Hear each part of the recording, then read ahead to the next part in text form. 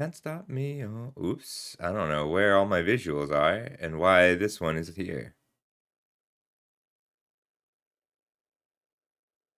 Hang on. No. Okay. Hello, hello, hello, everybody. Think you can hear me. Chrome Spotify is on. Hey, Eric's. It was fun. I'm gonna do it again. I'll schedule it early December. All right, great. All right, I'm gonna just play a game while people arrive.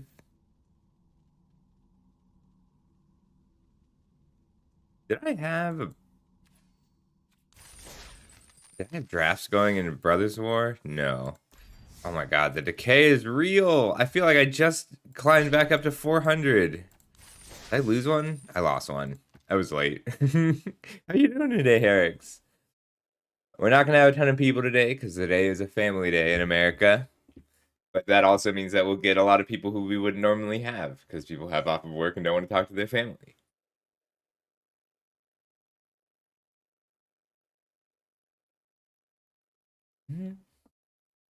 I love Lil Sims. She's so cool.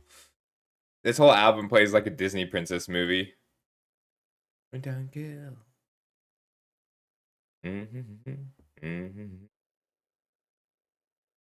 That is nice. Restaurant work is something that feels impossible to do for a lifetime, but is just good for people to do every once in a while.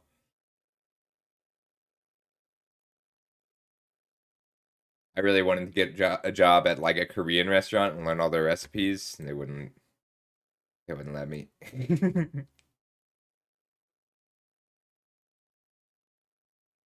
Yeah, that's that's why you can't do restaurant work all the time. What's the restaurant? What kind of food? Nowhere I go from here.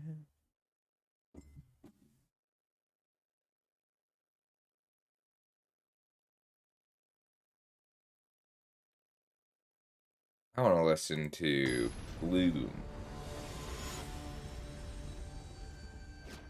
Morning, Demon Dad. Not yet. I haven't started a game yet. How you doing? It's a casual day today. I think we're gonna do some coaching with Herrix. I'm finishing out this. I'm on a trophy streak in Kamigawa. That's pretty cool. Stockholm restaurants. I've been playing Bourbon Tide with my little brother a bit. Probably gonna do some more tonight because that's the holiday. Food and Family Day. We need to pick in America. We really need a Thanksgiving that in America 1, 2, 3, 4. I could just go 6, but I'll get to 6.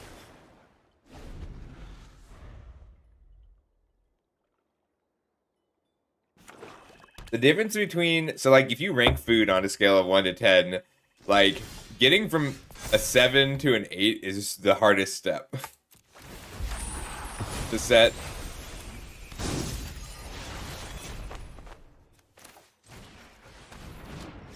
Here come the weenies.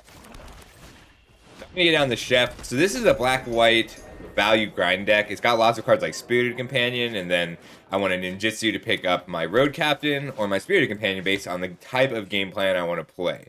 So like Dockside Chef is another creature that is both. So I want to get in, I want to go wide. I'm going to be sacrificing creatures. Like often I'll attack with everything and they'll have one blocker down. So if they put down a 4/4 this turn and whatever they block, I'm just going to eat with a chef to get the card back and keep pressure on.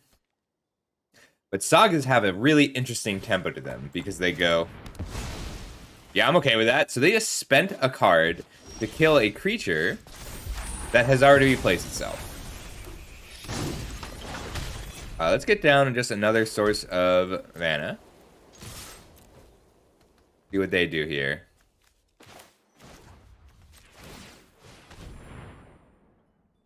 I think I want to keep this 2/2 Menace right now. No, they don't have any other creatures down. We'll just reset this to keep the pressure on. So they have they likely have a chrome shell crab here. That's okay. Ho ho! Alright, so fun trick. This is still an unblocked creature, even though it just came in due to ninjutsu. So we're gonna get him with the old double ninjutsu, and then their Wanderer's Interventions fizzles. So this is why in Neon Dynasty, you always have to Wanderer's Intervention before blockers are declared. Good time. And like the silencer doesn't do anything, it's just a 2-1, but it's a 2-1 that saved my ambusher already. Like, what are they gonna bounce here? Have a good time. Alright, let's just play it all out. I love ninjas. Ninjutsu is one of like the coolest mechanics. I made sure to get sub into the peasant cube. So like they have to take this trade because they know about the ambusher.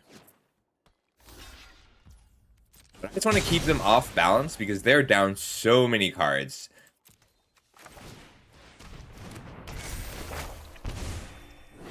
Let's get the... I have to decide between the ambusher and the era.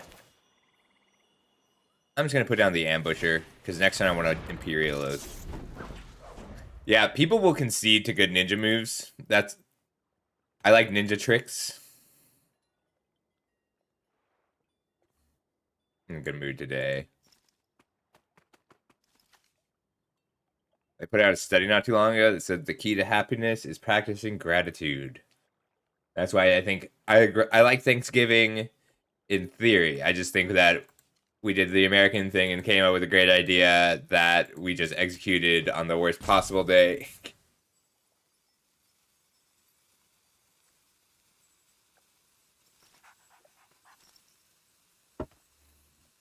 Go, ninja, go! Plus Imperial Oath. The best deck I ever drafted, I drafted a few days ago, and it had 5 Imperial Oath, and it was just Imperial Oath ramp, and it went 7-0. I'll post it to the server later. Hey, Grandpa! We're doing pretty good. This is your holiday, huh? Today is a day of thankfulness. We're just hanging out today. If anyone wants coaching or deck designs, I know I owe Ears a deck design if he shows up. Looks like they're going to just try and trade here. But I'm fine with that. I want to trade bodies wherever I can.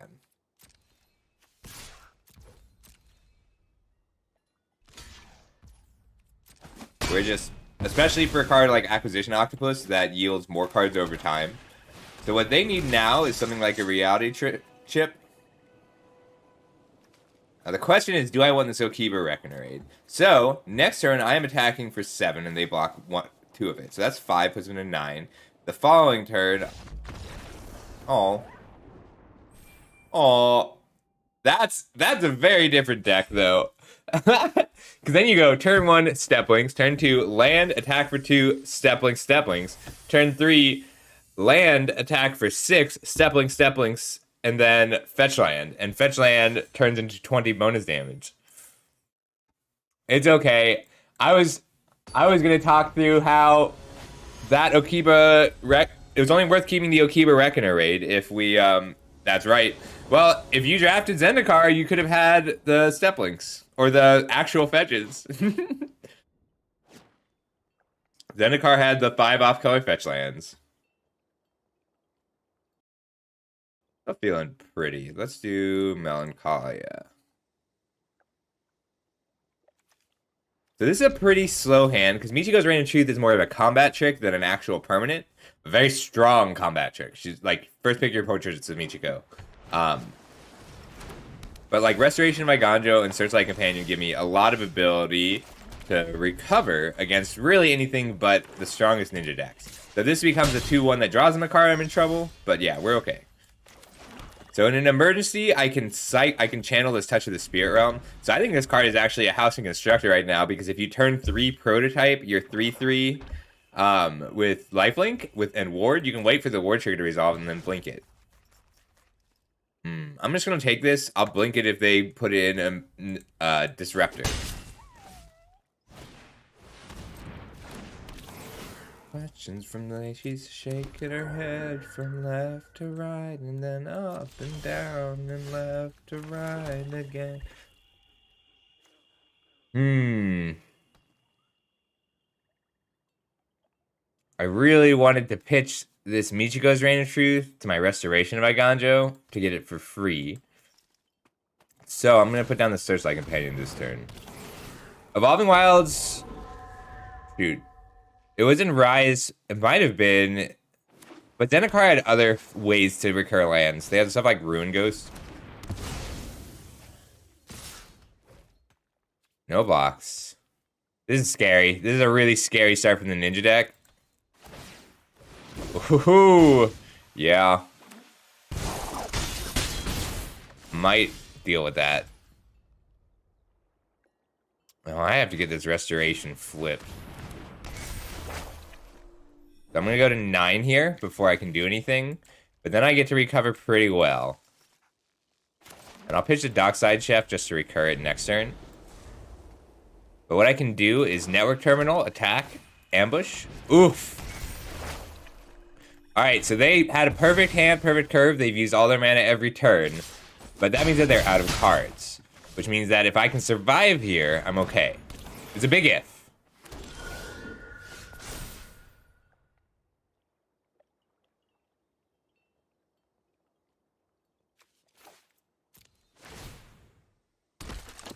Alright, so I can just put down the Ambusher and then pump it next turn a lot. 1, 2, 3, 4, 5 in the air.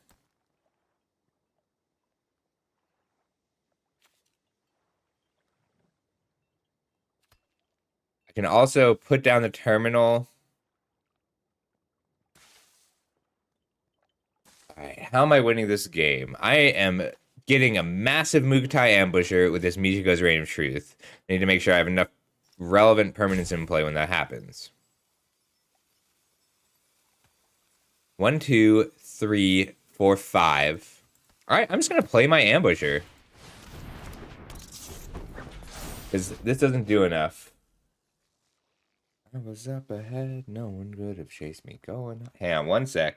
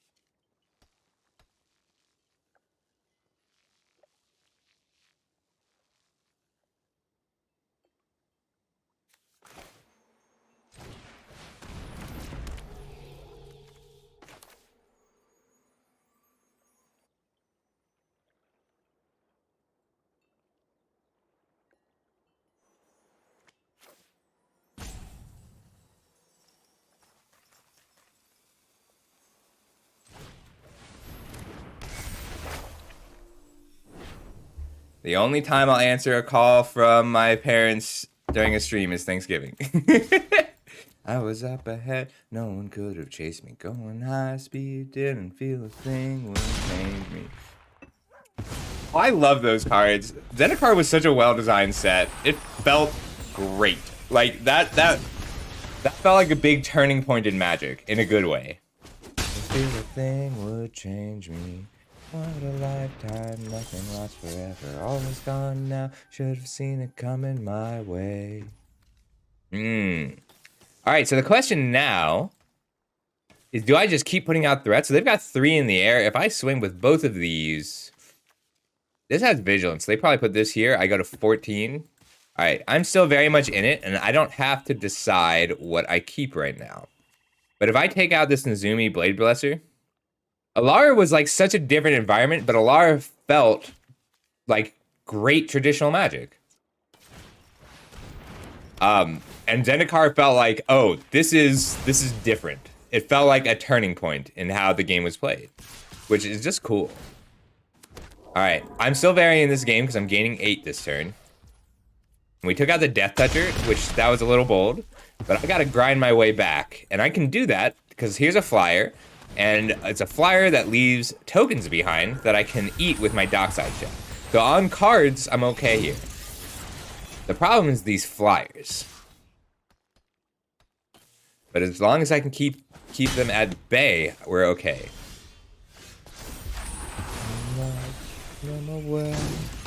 Alright, no first strike. Looks like they're just going to try and trade with the ambusher.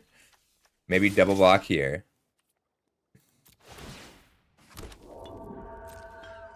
I'm sorry I didn't get to talk through quite as much as I wanted to.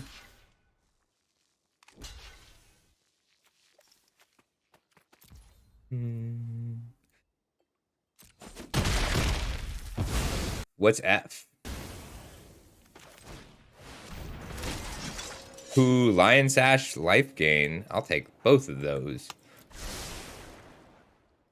I can loot to grab the life gain if I need it.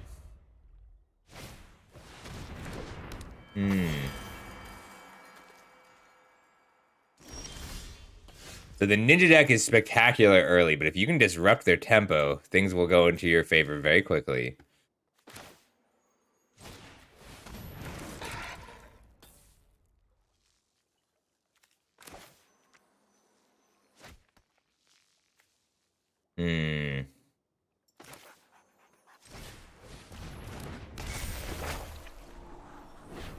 That's pretty good. It's a nice 1-2 punch.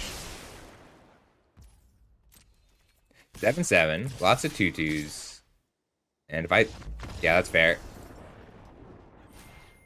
Oh. Yeah, sorry. I shut my face and mic off for just a moment while I chatted with my dad.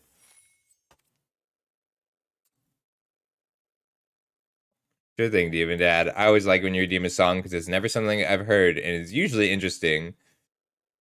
So this is Greta Van Fleet, and they're the first people. They're like, we just want to sound like Led Zeppelin, and it's like, cool. I respect that. Is this from The Office?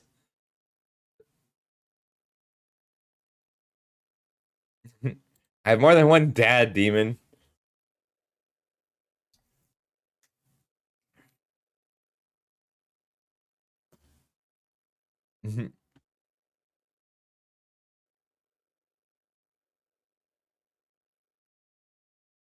Oh, it might be low for you. Hang on. Yeah. I turned it down for the Peasant Cube.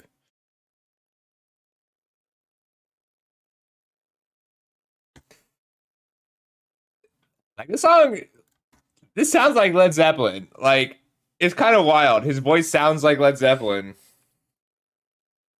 Greta Van Fleet. I think they're up-and-comers. I mean, they're a few years old, but, like, they're still so young.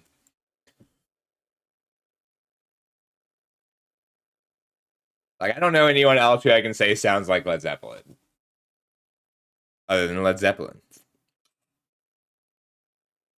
This is from, like, 2020. Like, this is only a few years old. It's wild. That's true. I mean, this is a 2020 song.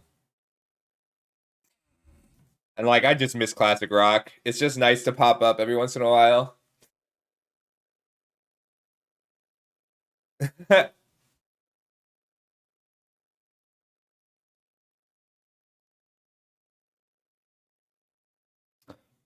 If anybody knows a rigger, I just found out that Janelle Senpai no longer has the ability to, not a rigger, an asset designer for a VTuber. I want to have a hand of cards because I just learned that I can sync up my hand of cards to the hand on Arena so that when I play a card on Arena, it plays it from my actual hand. I just need somebody to make that for me. And Janelle Senpai cannot. I wanted to check in on her.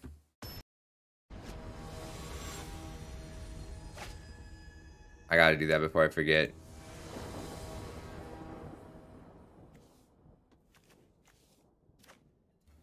Solid curve. Turn 1, turn 2, turn 3. It's a lot of value, especially if because that means that I have 2 turns to get my Spirited Companion to die.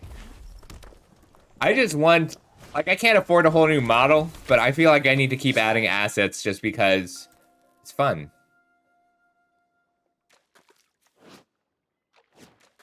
Reinforced Ronin is a scary card to see on turn 1. But I can chump it with the Spirited Companion, and they'll be confused by that play.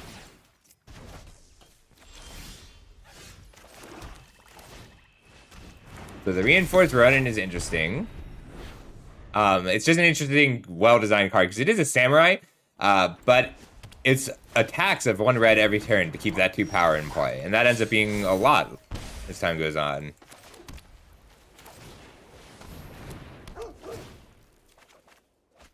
Ooh. This card gets better the later the game goes. Very cool, though. I like that it's just a lion you can wear sometimes. Oh, hey, that's scary.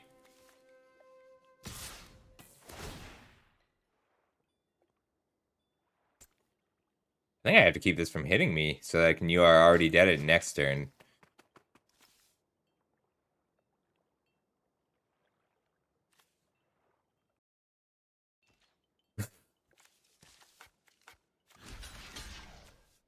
I can't let it get the indestructible counter because I just don't have the ability to hit him back right now. But if I let him hit me next turn, flip the Reckoner Raid, then I can attack the Reckoner Raid into the Samurai. Shoot, this is actually a huge problem because it's got a lifelink. I mean, Twitter is how I would used to do it. I would just post about it on Twitter, but like the amount of traffic on Twitter, like I'm down probably 40 followers this week.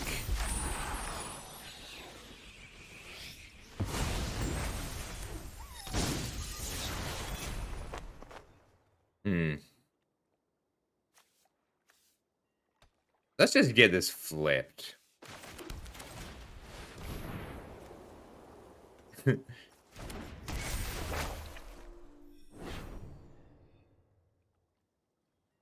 Card's weird. It's just efficient.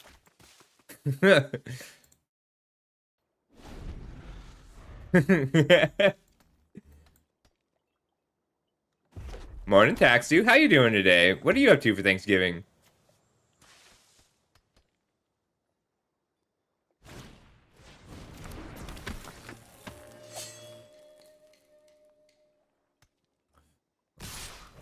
All right. I'm going to take this opportunity and try and deal with this Selfless Samurai. Didn't think they'd let me deal with the Selfless Samurai. Gonna take another 3 here from Riona.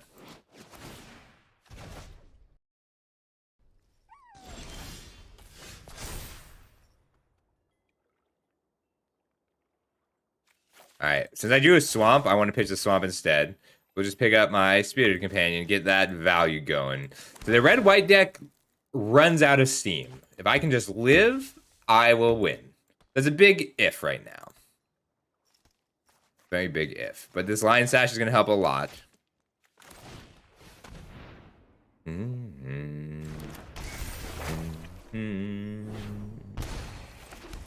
But Lion Sash and Restoration of Iganjo both represent threats that need to be dealt with.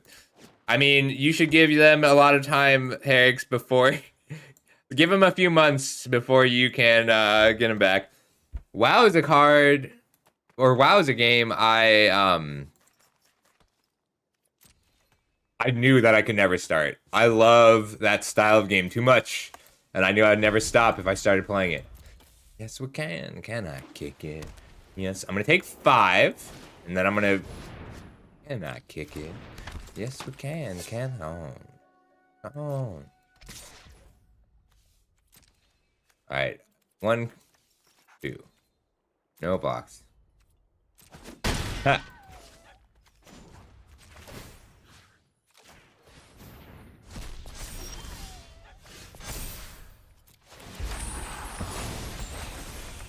Alright, I'm gonna be befriending the moths here. Take out this indestructible counter, and then I get to block it. So I get to block here, you are already dead, and take 4. Oh, I probably block here. We'll see how they attack, though. This is a very bad attack, and a very surprising one.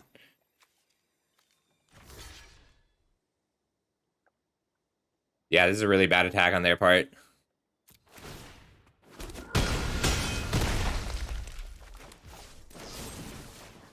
You are already dead. This is like the best flavor on a card. I love this. I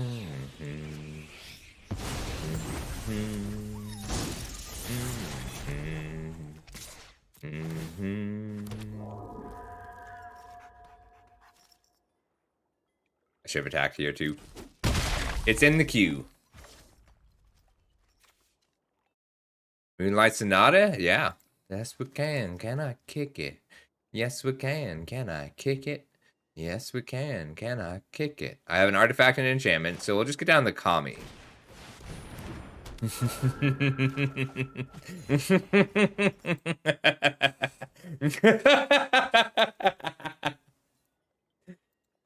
Yeah, Moonlight Sonata by Ex Mortis is in the queue.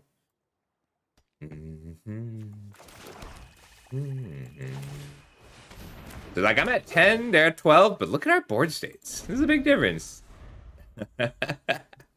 I'll do it next time too, Tax do. Give you a 2-4. Well, that explains this attack and the existence of this deck. But like even this card is just not strong enough.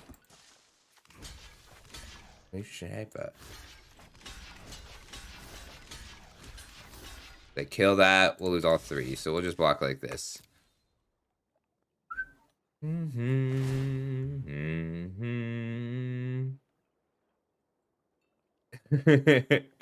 Yeah. I always wanted to play WoW and I just could not make myself do it. You chose wrong. You should have killed... They definitely were supposed to kill the Architect of Restoration. This card is so important for them to deal with. Alright, so 5, 6, 7, 8, 9, 10, 11, 12, 13. We got him.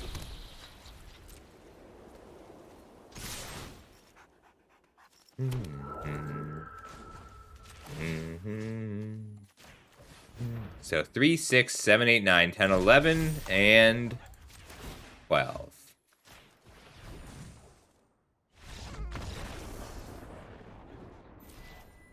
I think Herrick's redeemed first, but then sure. Herrick, did you still want to back? Because I can do backseat with both of you. That's kind of what today is for. Might do one more draft here, but I just like drafting. I don't know if I'll play. Oh. All right. Oh, that's 3 trophies in a row, and I didn't screenshot it. Whoops. Is it too late to clip? All right, clipping that for me. All right. I wanted to record the deck. Let's draft again, and then we'll do one with Herrick's if you're up for it, and then we'll do one with Dog. You want to hang out too, Dog? There we go. Just got to make sure I have my push to talk on. There we go. All right. So, yeah, but we'll do I can do both today. So I used to say that getting packs was dumb, but honestly, I'm pretty happy with the change of of getting gold wildcards for every 10 packs. I guess I should open these Dominaria United packs, finish the set.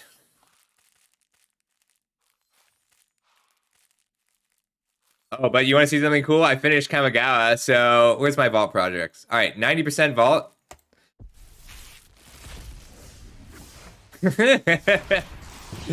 Neat. I can only open gems in Kamigawa now, either mythic or rare gems, and it all goes to my vault. So every 10 packs, I get another 10% vault. So yeah, I got my wild cards. I might craft all of Dominaria to get the gems out of it. I'm trying to keep 5,000 gems, but I have some other drafts going. Ooh. So on power, Restoration of Iganjo and Twin Shot Sniper are actually pretty close, but I'd rather be white than red in this set, unless I want to force like the Oni Cult Anvil deck. But I'll take the Restoration because I'm fine running Restoration as a splash in that deck even. So I can take either the Long Reach of Night and go full grind. AK-50, sure thing. You know, I like this Demon Dad, but I think I prefer Beethoven's original. Maybe I'm just a classical snob. Here. We're gonna listen to the regular Moonlight Sonata. First, just the first movement after this one.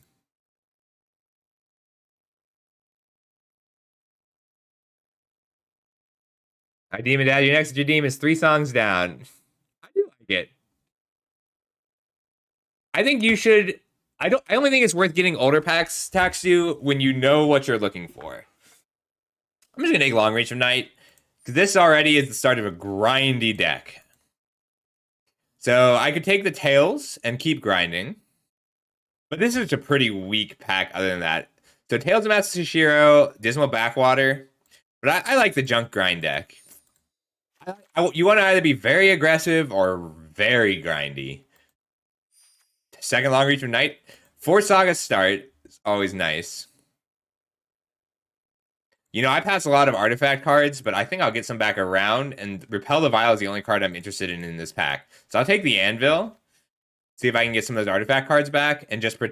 So I'm taking the Anvil as a hedge. So if I get some of those... Because the bots are not predictable.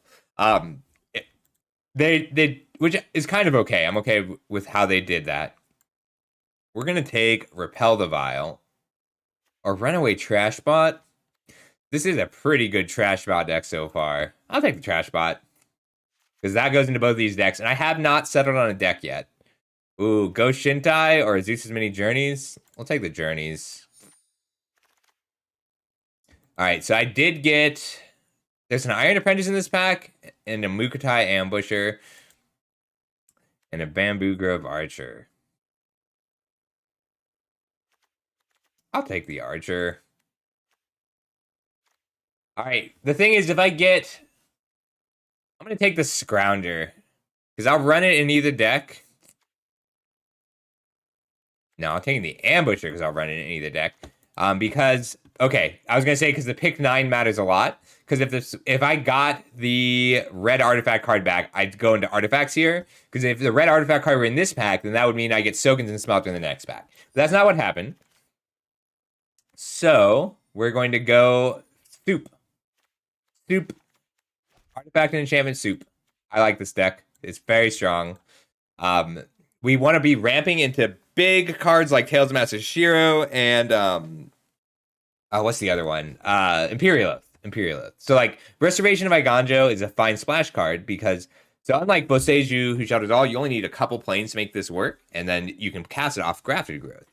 So I could run the Decoy as just a good card to generate some value with, or the Grafted Growth. So this is also late enough suited up to think blue might be open. Here's a Synthesizer, and it's not quite enough of a signal, but I'll run the first Shrine Steward pretty happily.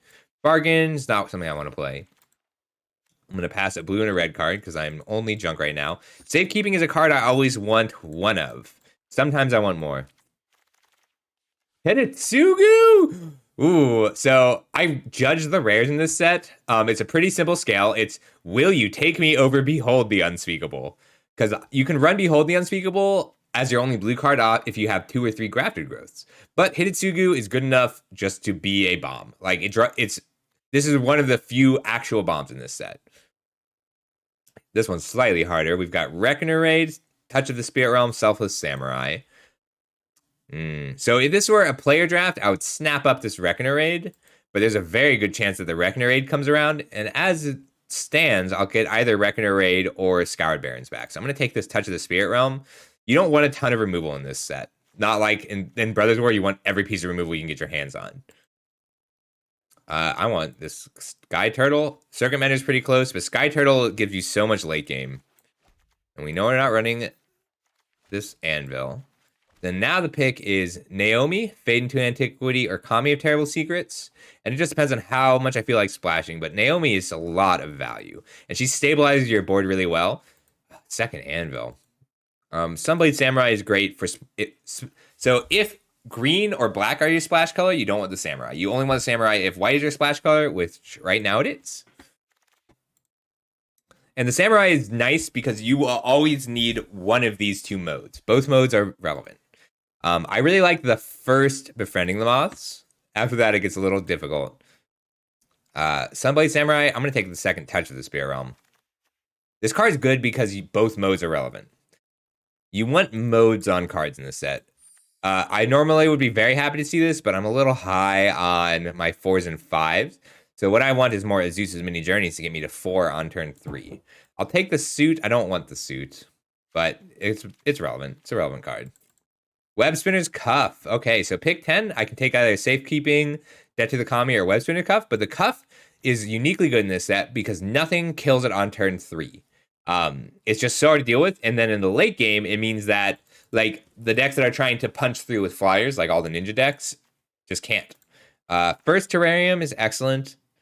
Every terrarium after that, you got to go case by case. But right now, my fixing is because I'm a 4-color deck. I'm a base green black with a light white splash and a lighter blue splash and a lighter red splash. So I need my red and my blue. So Hidetsugu doesn't need red to be strong. It needs red to be really good, but you don't need it right away. Because even if you only have one mountain, you can dig for it with that sack ability. Let's see, though. We want a little bit more early game. Light the Way is interesting. Iron Apprentice, I'm not going to run unless I get something to combo with it. But it's not terribly difficult, too. Colossal Sky Turtle is good enough just for the regrowth. Well, that's a hard card to pass. I think I got to go with the card that just wins the game when you cast it.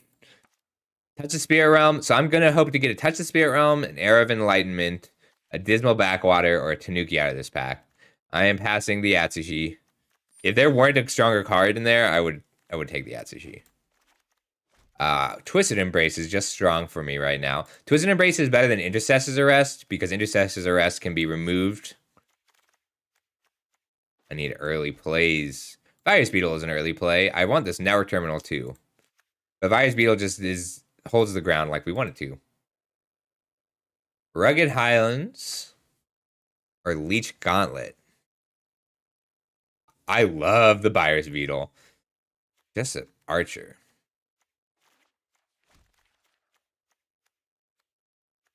This isn't a Befriending the Moths deck. This is a grind. And then Shrine Steward. If I don't get enough fixing, I'll run Shrine Steward to grab a Grafted Growth. But I want enough fixing that I don't need to. Hang on just a minute. I got another family call.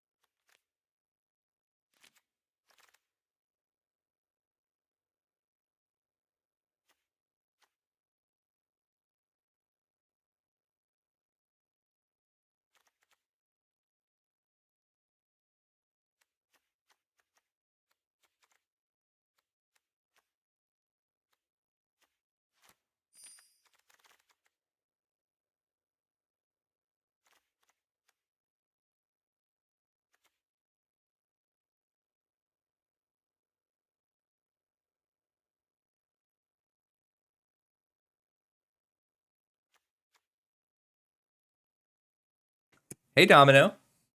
If you want to stick around, as soon as I finish this draft, I'm going to do one with Herrick's and one with Absolute Dog. So you can take a look and then decide. But what I like to do, so the very first coaching session with me is going to be a little general. Like we'll work on general things, but like with Herrick's, Herrick's and Dog are both people I've seen draft enough. Like Dog, for instance, has a very um gung ho style of play. So I try and slow him down. But like when Coolrath drafts or when Rusty drafts, they are really value oriented, sometimes to the point of missing kills. So I try and get them to focus on life totals. So I try and personalize it a bit, and that can be tough to do on the first time, but after that, it's pretty easy. I think I just need to protect my important creatures here. So I'll take up another safekeeping, because my early game is functional. None. Love this deck. I like this style of deck. It's bad for grinding. How you doing today, Domino? Having a good holiday? So they usually last about 45 minutes, Domino. And I try and give people things to work on. So like some people just want the gems, and if you just want gems, I can help you. We'll get you powered up. Do I just go straight green to start? Definitely down 2 planes, up 1 mountain. Yeah, 0 duels is a weakness here.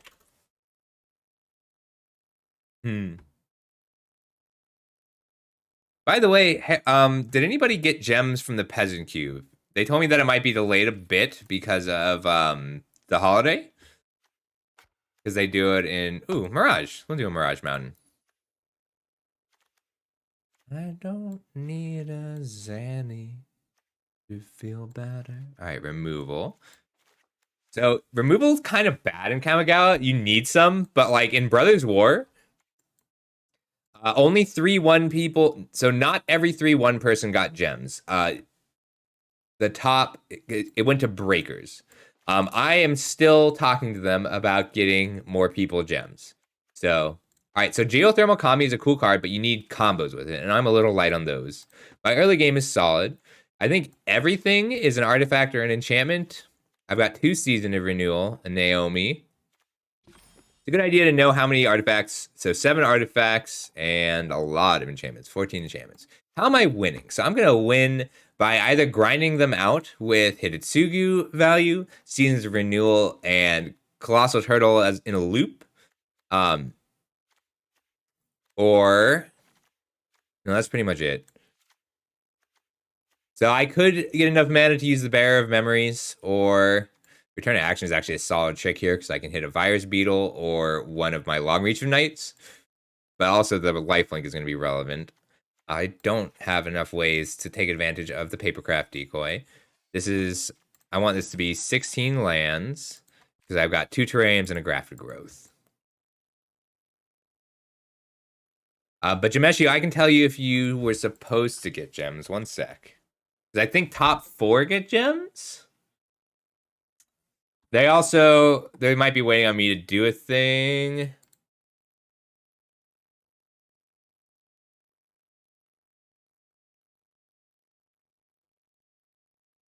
That was so much fun. I really liked running that tournament. I just wanted to play in it.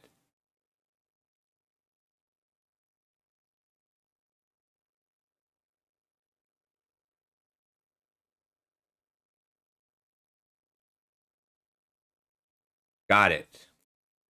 Yeah, it might be a little bit on that. But I want to keep doing it. And you'll get more. So the way the way the Wizard sponsorship is set up on Matcherino is the more tournaments I do, the more payout they'll give. Which is kind of a cool system. All right, we are at 14 enchantments and 6 artifacts. So that's half the deck.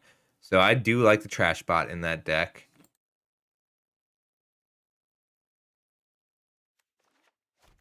One island is all I need. One mountain is all I need. Down a swamp, up a forest. 2 plains is plenty. I love the 4-color soup decks in this format. This is going to be a grind, though.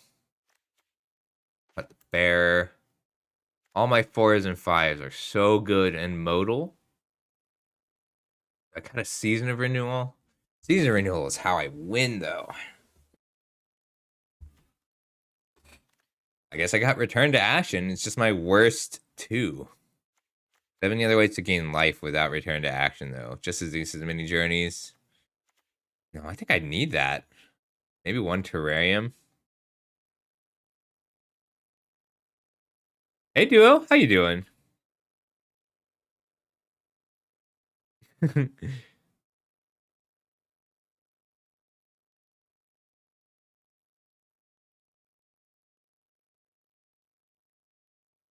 Yeah, got it.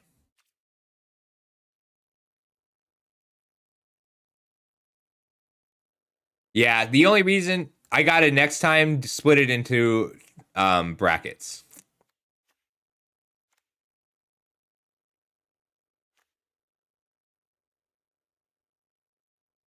19 sources. All right, one more cut will be fine because I got the restoration.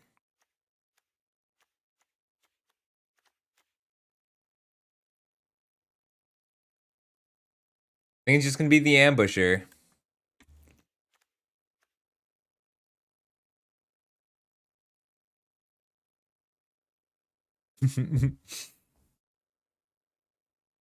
Yeah, so normally the ambusher is better than return to action, but cards like Hidetsugu and Naomi are just so strong to protect. I want the protection.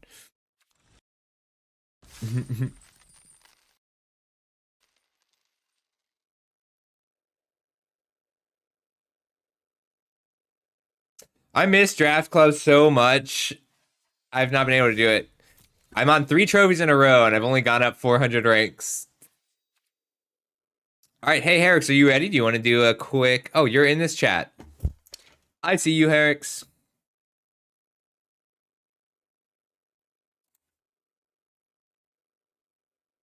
Hey, if you want to share your screen, we can get this draft started.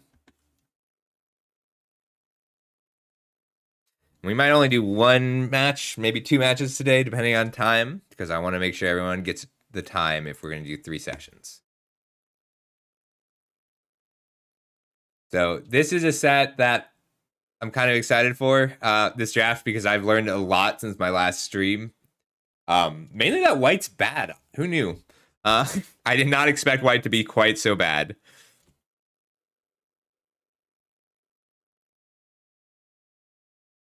So that's why it's bad, is you need the rares. If you see the rares, you should still take them.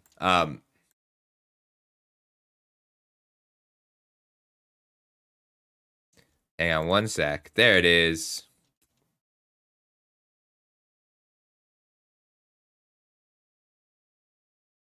All right, how does that look?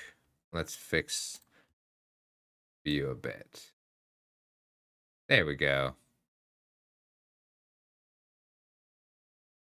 I'll scooch. So the thing about this set is that you're going to feel... Yeah, you're going to feel bad in this set a lot, because if your opponent has like a turn 3 Phyrexian Processor, and you don't have the disenchant ready right there, you're going to lose. Yeah, some of the drafts hurt. Like, sometimes your opponent will play a turn 4 Phyrexian Processor and pay 15 life, and you'll think, oh, that's bad. Why would they do that? And then they make a 15-15 because you just don't have disenchant. So I define a bad set for drafting as sets that feel binary, like you won or lost without choice. Sword of the Meek is an interesting first pick.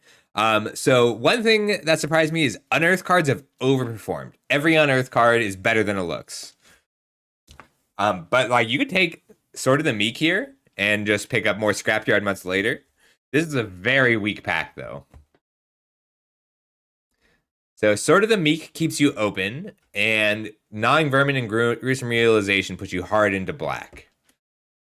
But I don't like being... Like, self-mill is very strong, but I don't like forcing self-mill. It's tough to get into it. But let's see. I mean, you do seem to like the self-mill if you want to take that gnawing vermin, or Sword of the Meek just to stay open and see what that next pack gives us. I like Sword of the Meek. It plays pretty well because like you can pitch it because it Sword of the Meek is good because cards like Scrapyard Mutt are good, Scrapwork Mutt are good, and you just want to pitch Sword of the Meek.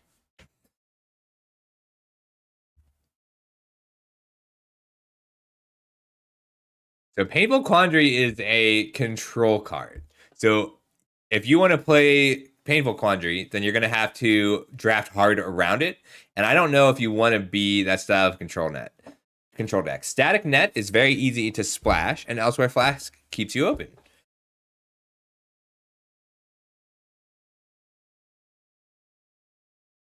So I personally I'd take Elsewhere Flask, but I have a really flexible draft style. I think you should take the Static Net here. You could Static Net's just a really good card. Hey Dom, we're doing some draft coaching right now.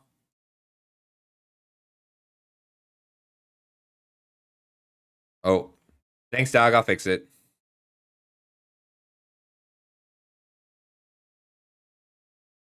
Blanchwood Prowler is good, but it's like you want to be heavy green. It is solid though. It works well with Sword of the Meek. It's just a little weak for a second pick. Yeah, I agree. Static Net is a card I'm usually just really happy to see. Ooh, so Lay Down Arms is great. Battery Bearer is so like mono white blue soldiers Lay Down Arms is solid. Battery Bearer and Thopter Mechanic are the strongest cards in the pack. Technically Mishra's Bauble is the strongest card in the pack, but I don't know if it counts.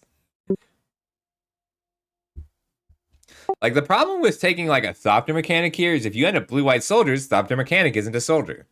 That's the problem with white in general. It's like all of the really good bombs in uncommon slot aren't soldiers. Battery Bearer is a good card to build around. God, the indecisiveness. Yeah. So why don't we keep things simple and just take that Lay Down Arms and push hard into white here? Because white is good if you're the only white player at the table.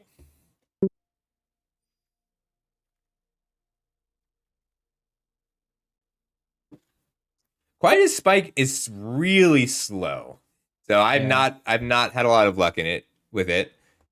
Disenchant keeps us white, and that Evangel is also very strong if we want to pivot a bit. This is a song playing that you suggested, Herix. I can't hear it because otherwise I'll hear myself. Fair enough. Disenchant, Lauren's Escape, Stern Lesson. If we want to push into soldiers, Stern Lesson is great. Like white Lay Down Arms doesn't need to be mono white to work. But like yeah, that's true. So it's a matter of I would take Stern Lesson or Disenchant. Stern Lesson is the strongest card. Disenchant keeps us white. But like both, you can be a base white deck with just a little bit of blue and get some good soldiers out of it. But we want lords, and we have to be prepared to give up on soldiers if we don't see those cards. Hey, Grandpa. Wow. Oh, heck yeah! That's awesome, Grandpa. Chromatic Star. We could also take the Sprite and go more green-white. I like the Sprite a lot for green-white. But Star, it keeps you really... like Star lets you splash that Static Net even if we don't end up white. Star just kind of does a little of everything we want it to do. Yeah. I do have 0 creatures so far. Yeah, but you don't have to worry about that. You'll get creatures. Creatures come late in this set. There's just a lot of them. I feel like if I'm going... oh, God, I have to pick. Take the Star. The Chromatic Star. Like so right now, so pick 6. This is where we can start to see what colors and archetypes are open. So what we're seeing is red being open because Scrapwork Mutt and Sibling Rivalry and Mishra's Research Desk are all fantastic cards. So I think we want to be red. I think we want to be red-white. Like Sibling. Oh yeah, I've seen these cards. Yeah, so both of those cards represent a lot of card advantage. Sibling Rivalry is the hardest to get. So if we take the Sibling Rivalry, we can try and be Steel and Sack, which I think is the strongest archetype. I don't think it's close either. I think steal and sack is the strongest thing you can do in Brothers War. It's just really hard to get cards for it because like the only steal is sibling rivalry. God, this table hates me, I think. No, they don't. You're on a timer. You're fine. All right, so sibling rivalry, I'd take that Ashnod's Harvester. I have first picked Ashnod's Harvester. So, but really quick before you pick that that chaplain on the right there. Oh yeah. I really wanted that. So good too. That's the card that I've come down the most on, actually. Like, it's not a soldier. It doesn't do any of the things I wanted to do. But Harvester and Altar are both great here. I've seen it be used. Well, the person had like 4 of them, but So, he self-milled him a lot and had a lot of unearthed cards. I did So Demon it Dad. like, yeah, Let me check the play queue. around with that a lot. I saw somebody like the thing is not good enough. It's in the queue, Demon Dad. It's not good enough. You end up chaining them, and it's just not good enough. Yeah, good. That all right. Yeah. So that Blast Runner is also a really good signal. So what we're gonna do here is we're going to be a black-red sack deck. I think the Thrax Demon is more important, but it is worth noting that the Blast Runner is still in the pack. And Juggernaut is good, but you don't need that many of them, and you'll pick them up later. Yeah. And we tabled the Gnawing Vermin. I didn't want to hope, but yeah, that card's really good in the sack deck. Gix's Caress on the right is another card that I was wrong on. I thought that card would be pretty good, and it's just not. Like, the tempo is too important in this set for you to take a turn off to take a card out of their hand. Because if they go 2-drop, if they're on the play and they play a 3-drop, and you play Gix's Caress, you're just gonna get run over. But Gnawing Vermin is good. Like, you want to play. This format ended up being a lot faster than I expected. Like, a lot. Demolisher is fine. Whirling Strike is surprisingly good, actually. I think you take the Whirling Strike here. This is a set where tricks ended up way better than anyone expected, and I think it's because cards like Harvester are way better. I think Rock Hunter's fine. Mishra's Onslaught is not good enough. I really wanted that card to be playable, but even with like 3 of them, they just didn't do enough for me. Yeah, I guess it's too expensive. I don't know that anyone's popping out. Oh, that's just my push-to-talk noise, Demon Dad. I'll turn it off in a minute. The discipline is fine. You just take the red card here. Yeah. Go. All right, you're on your own for a minute because I got to turn off the push-to-talk noise. Yeah.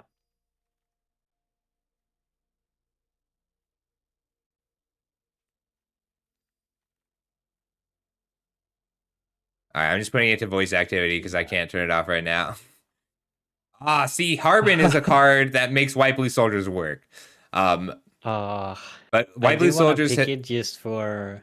If you just want the rare, I think that's reasonable. Yeah. Like that Gixian Infiltrator is the card you really want out of this pack. Yeah. But if you need the rare to play with in standard, you can take the Harbin. I'm not going to judge you for that. I am gonna take it, but it pains me. Yeah. Like the Cliff Stomper is strong here. So is the Infiltrator we just want. Infantry is solid, but not great. Like it's just fine. It does create me at least a token for. So the thing, like both bodies are relevant on the conscripted infantry, but your game plan is that Gixian Infiltrator. So hopefully we'll table it. Probably not, but let's hope. Yeah. Combat Thresher might be worth a splash, but otherwise Scrapwork Rager is the card you want. Mishra's solid, but like Scrapwork Rager and Scrapwork Cohort give you so much value over the course of a game. Oh, yeah. I love the Scrapwork Rager. Another Thorax. Combat Thresher is also solid. If we get enough sibling rivalries, we won't need the Static Net. But Scrapwork Rager is like a lot of cards over the course of the game because you can unearth it, and then after you unearth it, still sack it. I think we take Sibling Rivalry. Yeah. Like, we will play 4 copies of Sibling Rivalry. We don't... So, this is a weird set, because you don't necessarily, like... Yep, a card restricted in Visage. Howdy ho. So, Disciples of Gix is a reasonable top end. So what we were wrong in this set we were right when we said we need a late game. We were just wrong about what that late game would look like. And so in this case, your late game is going to look like paying 7 mana to take their creature and then eat it to draw a card. And with luck, we'll table that Trench Stalker. That's a card that's really good to have 1 or 2 of. Thus for like that card ended up interacting really weird, really strangely in this set because there's not mid range. There's very aggressive decks and very top end decks, and the Trench Stalker gets to trade with those huge 10/10s, but also trade down. I think you actually want the Gixian Infiltrator. Yeah, card's just so good. Like Evolving Wilds is also a land that sacks, but Mishra's Research Desk we might table. So Mishra's Research Desk I think is better here, but we're more likely to table it than the Gixian Infiltrator because this table does not understand the value of a Mishra's Research Desk. Sibling Rivalry number 3. Oh, that's true. They just keep coming. Yeah, I mean, like that's a strong signal. I first picked that card a lot. It's, I think Bitter Reunion. Love Bitter Reunion. The first Bitter Reunion is very strong in this deck because it lets you play like even something as simple as a Scrapsmith and then give it haste, but it draws a card early game. So what we want now, we're looking for Excavation Explosions because Sibling Rivalry is removal against the big things. We want more sack outlets. We want Excavation Explosions and ways to deal with their cheap creatures. Sweet. Oh my god, it's a Junkyard Genius. So that Strong Bull is a card we want, but Junkyard Genius, I think, is the best uncommon in the set. It's deceptively strong. Yeah. It's the only creature that makes a Power Stone for 3 mana. But look, this is us. So I guess it's a little cheaty because I didn't guide you here. I just told you that Black Red was open, and Black Red is open. But like, we're not playing any of our first 4 picks, and we're pretty happy about it. Ooh. Honestly, I was looking at the sack. It's a really strong archetype. Yeah, I like when I watched that, I just felt like he was dominating every game, and you know I could also hope for the Dragon Engine and the Mishra. Oh, I don't know.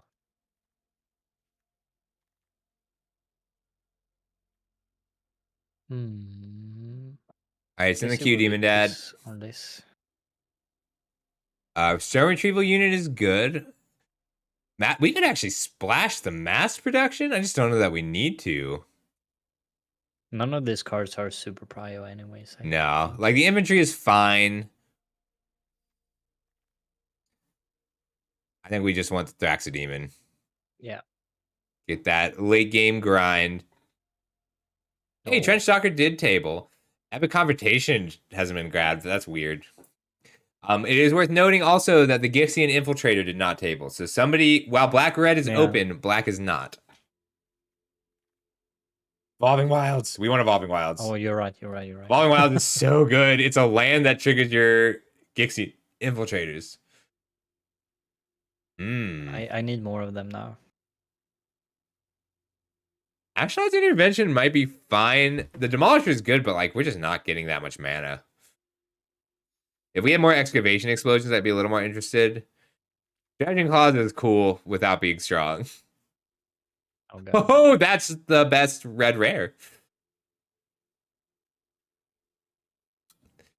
The best red rare in the set, and it's not close. 4 damage to any target. So I would take that. If you weren't red, I would still tell you to take that Tyrant. What you want to see? Also good. You can see it all. No, it's okay. You'll get a card back because the other black player is going to take that Gurgling Anointer. Because I think there's only one other black player at this table. There might be 2. But Gurgling Anointer is very strong. The Demolition Field doesn't have enough targets. So we might get the Gixian Infiltrator out of this pack. It is Herix. Or it is... Herix is the one on the mic, Nostalgia. Like, you'll get a relevant card out of this pack.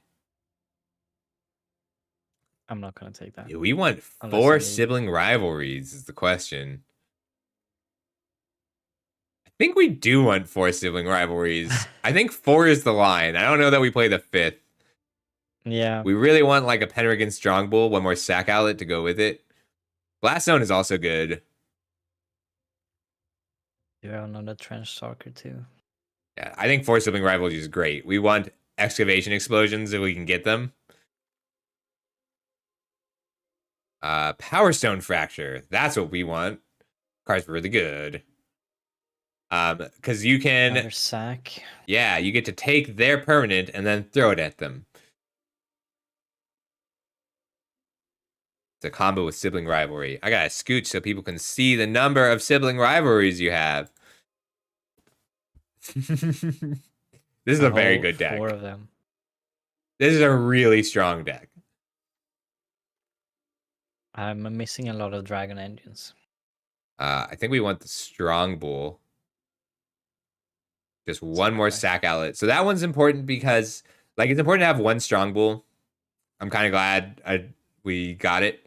So, like, Demon does most of the sack for you, but the Strong Bull gives you the cheapest way to sack. Symmetry Matrix is interesting, but we are not really built for it. Symmetry Matrix is a card you want to pick first, and Energy Refractor is a card I'd be really happy to see. We'll probably get something relevant out of this pack just because this is a busted pack. Yeah. I don't know. Get a good breed. Ooh, I'm pretty happy with that Harvester. Is 5 Sibling Rivalries too many? I think it is. I think 5 Sibling Rivalries is too many. Four is the sweet spot. Yeah. Yeah, and I feel I need some other game plan in case I don't get to 4 mana or something. Well, so you want so plan A is attack until your Sibling Rivalries kill them. Plan B is use Sibling Rivalry to gain value by taking their cards and throwing them at them. Plan C is Tyrant of Care Ridges. The card just stabilizes you and then wins the game immediately afterwards. Ooh, Killzone Acrobat or Sibling Rivalry? I mean, 5 Sibling Rivalry is not unreasonable, but I think we'll table the earlier Sibling Rivalry. And we want to already have... So Killzone Acrobat is cool because it's the only card that turns Sibling Rivalry into a strict removal spell. So, like, you can turn 3 Killzone Acrobat lets you turn 4 Sibling Rivalry. So we do want that Acrobat. Yeah. But, like, we want to build flow. We want to build the flow here. And you have a good deck for flow. Inventory's fine. Liquid Metal Coating lets you take any card with Sibling Rivalry, not just artifact, like, not just creatures. I think we just want Emergency Weld, though. It's worth 2 bodies. Yeah. Like, I've been really happy with the first copy of Emergency Weld. I had a deck with, like, 3 of them. That was too many. You really just want one Emergency Weld. Okay. It's a great card, though. Wow, how is Blue-Green so open? So we're probably not playing any of these cards. Really open, actually. You should take the Boulder Branch Golem just so you don't get paired against whoever else takes the Boulder Branch Golem. Because that card's good against you. Oh, the Infiltrator tabled. Heck yeah. Yeah, this deck Whoever's playing black is not playing well. I drafted this deck 4 times in the first few days. The Mutt's really good here. The Refinery's okay, but, like, you just want cheap cards. The Refinery's a build around. You just don't need it.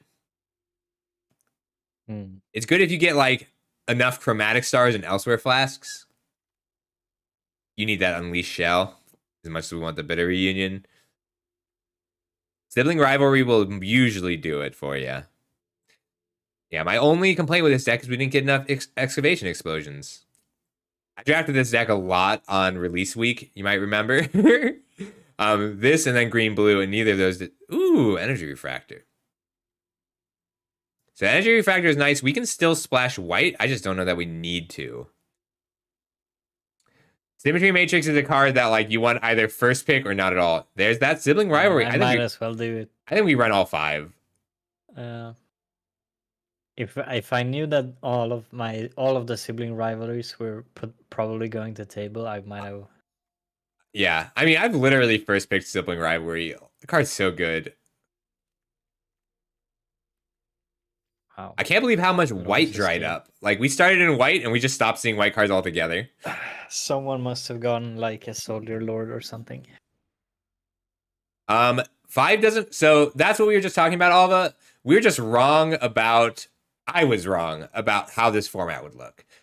You have to get on board early, and your late game isn't going to be huge prototypes. Your late game is going to be activated abilities and unearthing. So I don't think we're splashing white just because we don't need to, even though we have the ability. We've got crazy, like our removal is going to be good enough with 5 sibling rivalries and 1 Power Stone Fracture. And the Whirling Strike will count as a removal spell in this deck. Tyrant of Care Ridges is going to be our 1 expensive card. Am I playing 5? You're playing 5 sibling rivalries. Because we have enough sack outlets. We've got 2 Thraxodemon, a Power Stone Fracture, a Killzone Acrobat, and a Penregan Strongbull. I don't know that we're playing Sword of the Meek. I just don't think we have enough 1/1s to trigger it, but we can go back because I want to see how many we make. Star we are playing, because Star is something that we can sacrifice to feed our synergies and still draw a card. Energy Refractor is a maybe still. We're playing the Bull. Bull is going to be... So this is how most games are going to look. Play a 2-drop. Turn 3, play a 3-drop, attack with a 2-drop. Turn 4, play something that is a sack outlet, not necessarily a... All right, so our 2-drops are what? 2 Harvesters, 2 Infiltrators, 2 Thraxodemons. That's great. I've never cut the rock... Like, I don't usually cut the Rock Hunter, but it's just not necessary in this deck. This is a really strong deck. I think we just want that Whirling Strike. So the reason that Whirling Strike is important is because a lot of the time in this format, you're going to end up like your worst case scenario on Whirling Strike is the same as any other combat trick. You're going to use it to trade up with the creature. But your best case scenario on Whirling Strike is you sack 6 things to a Penregan Strongbull and give it trample, or your Gixian Infiltrator is a 20/20 and you give it trample. Now the question is, can we afford to come down a land for a Bitter Reunion or an Energy Refractor? Do we have the Scrapwork Mutt in? Yeah, we do. Yeah. This is a very good deck. We're missing, like, we would have wanted, like, Disfigures, just 1 or 2, but it's not really necessary.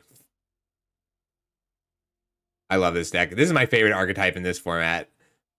Just stealing and sacking. 3 or actually 4 Gixian Infiltrators if I didn't rare draft a little bit. We only passed 1. We passed 1 that didn't table, and there was 1 in our pack 2, which also did not table. Is there anything we want to add here? Do we have good enough ETBs for Ashnod's Intervention? No, we don't. I think we just run Unleash Shell. Or no, wait. We've got 17 lands. I think we want all our lands. I'm just seeing if we can cut a land for anything. Because I'm greedy. We don't have to... We could run the Bitter Reunion. I feel like I'm going to sacrifice most of my Power Stones. Yeah, exactly. But like they pay for themselves to sacrifice. I think we can run Bitter Reunion as 41st card. And that way we can pitch an extra land if we get it. Or a Bitter Reunion. Yeah. So Bitter Reunion is a weird card, but it's so good when you have something like a Tyrant of Care Ridges that just wins you the game. That like on turn 7 you can, or even on turn 6. So if you turn 4 Sibling Rivalry, turn 5 or turn 6 Tyrant of Care Ridges and Bitter Reunion to give it haste, that's 8 damage plus whatever you have to pump it. I've never not run the Energy Refractor before, but I just don't think you need it. And this lets you keep 41 lands. I love this. Let's play a game. Okay. This is a great deck. 41 is fine. Don't. 41's not fine. Oh yeah, I gotta change. We're doing this under duress. You'll be fine with this deck. You can run 41 cards, but I don't want people thinking that that's okay in general. You say another streamer, they have a command when you just type !41. It just says, or the bot replies with 41 is fine. 41 is fine in aggressive decks where you have the ability to loot cards away and a hand smoother. Oh, well, God. This is the danger. You're going to throw this back, but that's fine. It's not, dog. It's not. This is a great hand. Oh, this is a great hand. Let's just put back that rivalry. We'll get more rivalries. Yeah, I have a few of them. So we want to see. You can put down the star this turn, and we're not going to crack. We're going to go as long as we can without cracking it because we want to have the infiltrator down when we crack the star. Yeah. But if we will also, it's fine just using the star to play the infiltrator. I need to move. Oh, swamp would be so good. Yep. A swamp would be really nice right about now. Yeah, but your opponent just played an enchantment that does nothing on turn 1. So if they don't have a 2-drop, that harvester is going to get in for 9 damage. So let's get that harvester down. Oh, it exiles my unearth. Nope, it's only permanents they control.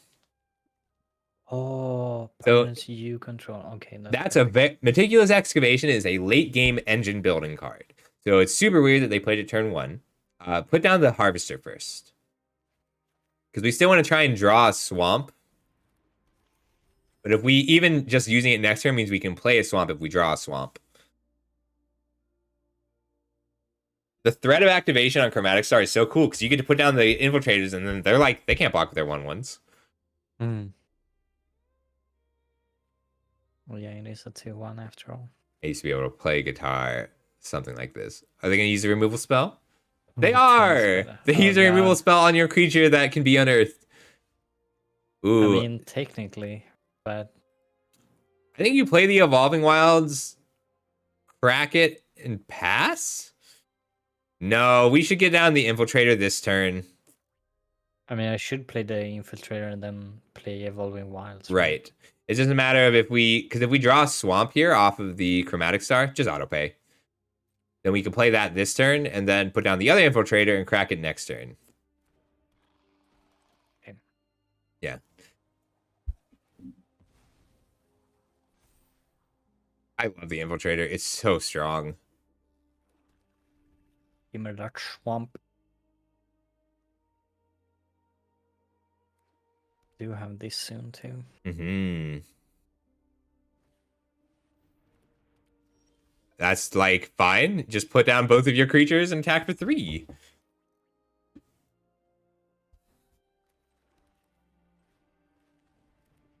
So Decage's Welcome gives them a really strong late game, and you're not letting them get to the late game. Your control too. It's a lot of, you know, for a lot of things that happens on his side, nothing is really happening. Right. So like they are putting together an engine. Oh, there we go. I think you just sibling rivalry that to attack with everything. Just for the threaten. Yeah. If you had enough mana, you could, if you had 10 mana, you could also activate the retrieval agent 5 times.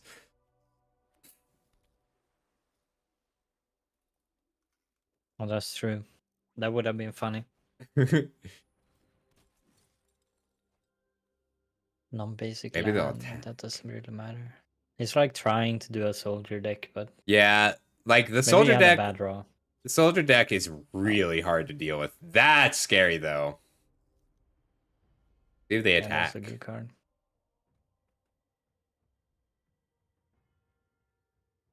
Now we want to get to 7 mana so we can use the rivalry in the same turn.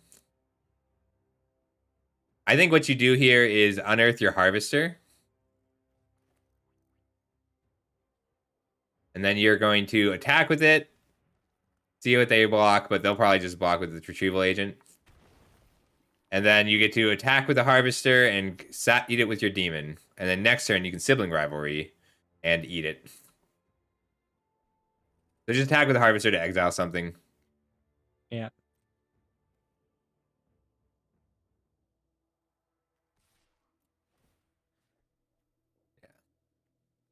And then see how they block. They might take the damage if they're playing around a Whirling Strike.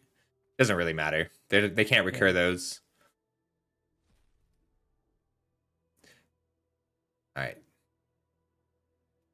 So we're just bluffing here. Because if you have a Whirling Strike, why would they block your Unearthed creature? All right, now eat it with your Thraxodemon. Nom nom nom. Good bluff. It didn't work out, but it's still a good bluff. Anyways. I love Thraxodemon. I love that. It's just so cool. Another one. That's okay. Because pretty soon your Gixian Infiltrator will be able to attack through that retrieval agent. So they do get to... So they have their engine built. They can start blinking that Sentinel. It does. It's a really cool looking card. The demons in this set are great because they're the original demons. Original Phyrexian demons.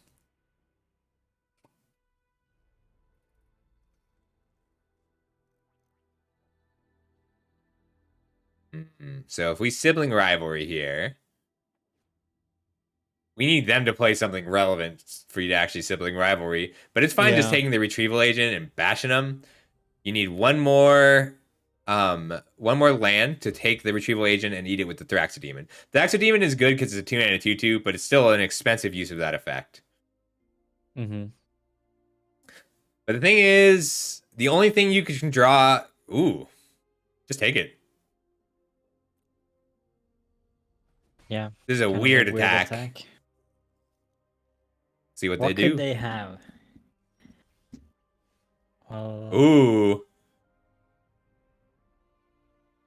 I can't do this. Well, I can't play both, unfortunately. No, you can't. You can just attack with the infiltrator and see what they play. They probably have. I mean, it might be a deadly riposte, some way to untap their creature, but you get to make them use it and then eat it with a demon or eat your own power stone with a demon.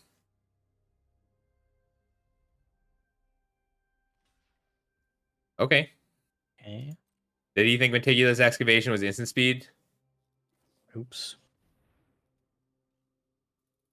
Yeah, like you just eat your, like let that resolve. So now if you eat your power stone, then you can trade with it. Yeah, I'd rather do that. Yeah, do that. Because you can also draw a Whirling Strike off this Thraxodemon. Believe.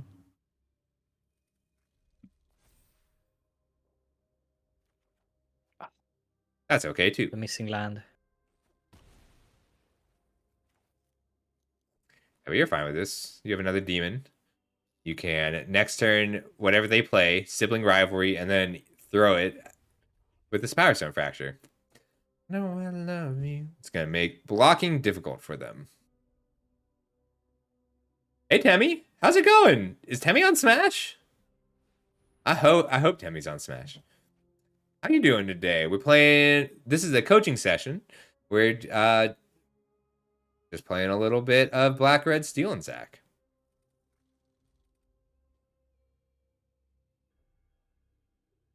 I love a little bit of crime. It's just not just crime. I mean, it is crime. It is theft and vandalism. You steal and you sack. True. So I should probably do that now, right? Yeah, it's just a matter of what we take. I think we just take the retrieval agent because it lets us attack with everything. Yeah. That's fair, Temmie.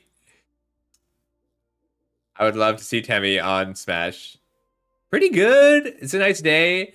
I wasn't expecting you to stream it all this week, so I'm pretty happy about it. All right. I think you get in with everything because the worst case scenario is that he trades a Wing Commander for a Thraxodemon, but I think he just wants to live. Yep. Just all right. Sorcery. So you get to hit for 6, and then you get to throw his retrieval agent at his Wing Commando, which is just so good. It's toxic. Power Stone Fracture is nuts. They gave Black so much to do at common compared to other sets. So you have a lot of options. They're probably going to put down something, and we have a lot of lethal top decks. Yeah, does the dragon target any, or is it only creatures? Oh no. Dragon targets anything. Like you're fine just digging for a while. But what only water contains a little drop. You can play your Gnawing Vermin can just be eaten by a Thraxodemon to kill it. We're just digging. Yeah, that's true.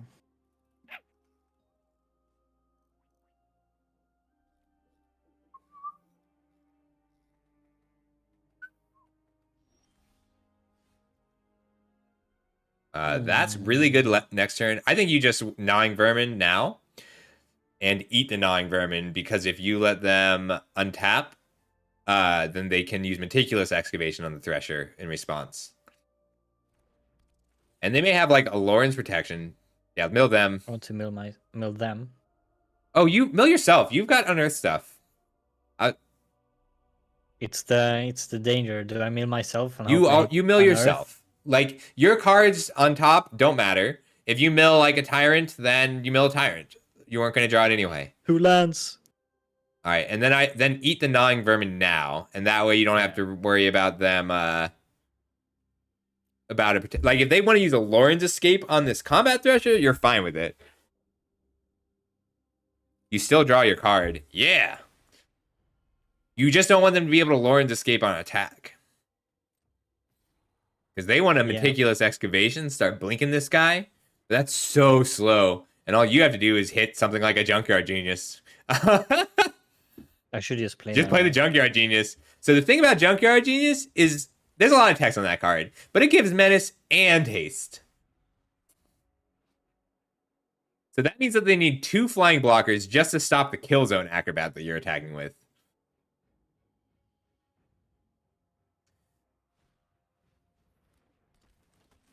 All right, so currently they have 1 blocker. Currently they have 2 blockers and 5 life.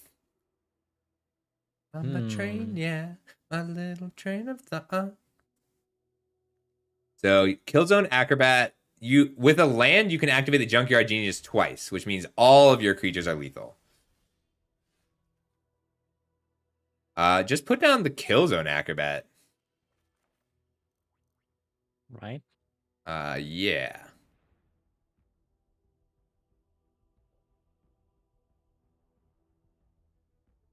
I think we just attack. Like, we're going to give everything haste with the Scrapyard, Junkyard Genius, stack to the Power Stone. I should attack. Wait, sorry. Use the Junkyard Genius first. Now, use the Junkyard Genius right now. Right now.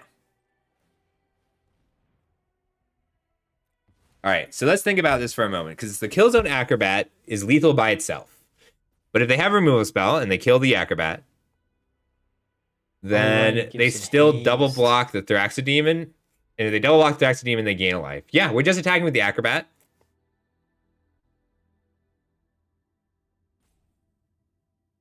If they have a removal spell, they have a removal spell. But if they have a removal spell and you attack with everything, then they will net gain life. So we're just attacking with the Acrobat and giving it flying.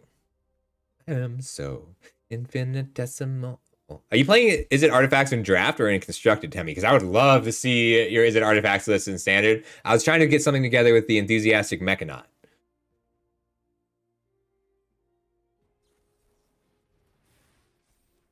They fucked up. They made my choice very simple. Yes. Sack that Power Stone. Yeah. Boom. Good job, Herrick. Let's go. Izzy got so many good ones. I would have never seen that play, to be honest. Yes, you would have. It may have taken time. I'm not trying to give you plays that you wouldn't see. I'm trying to give you plays that you'd get to anyway a little bit faster. I've seen you draft. All right, go ahead and start the next one. I'm going to go get more coffee. I'll be right back. Okay. And then, Dog, are you around? You're on deck if you want to. After this game, we'll do your draft.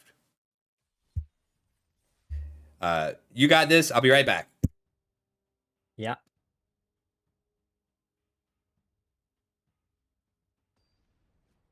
Started so fast.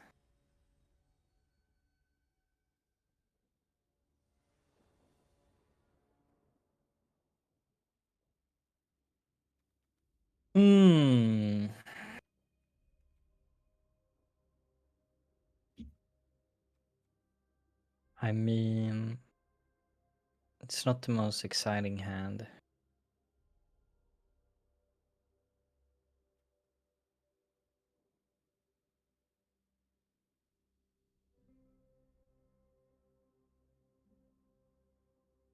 You'd mulligan? I do have so many lands, though. So many less lands I have to draw. And I have so many turns until I can play this one. But I don't really have much going on, except for, like, I would have to top deck a lot of plays.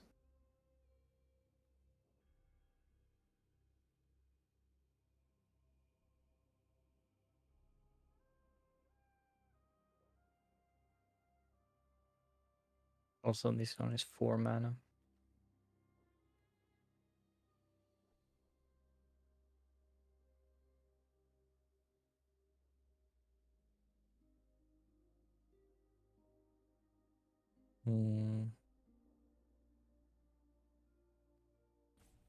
I'm gonna greed keep.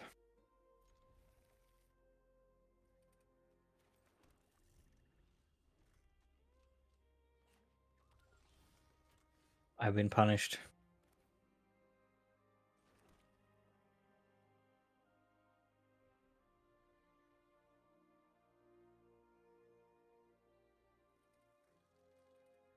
I think it's still fine. Because I have more. But you're right. I should have probably mulliganed. Never punished.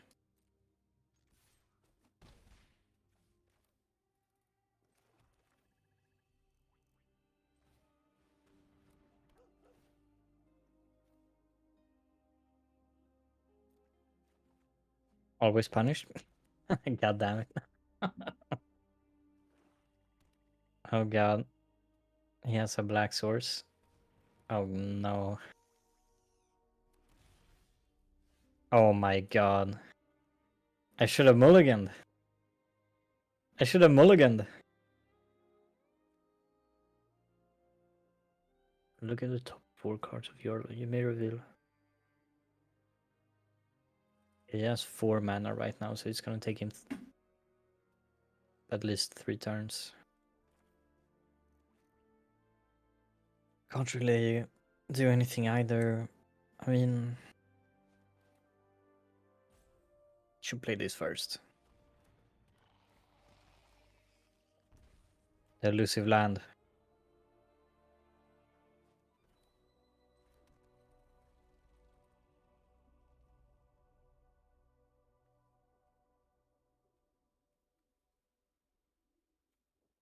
I don't know if I should attack or not. If he's kind of wasteful.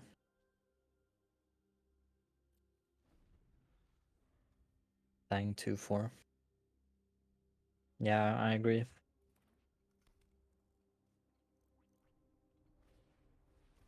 Oh lord.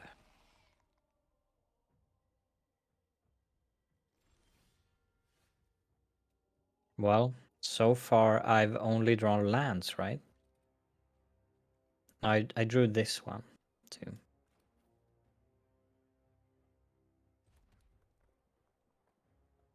Yep, the flood is real.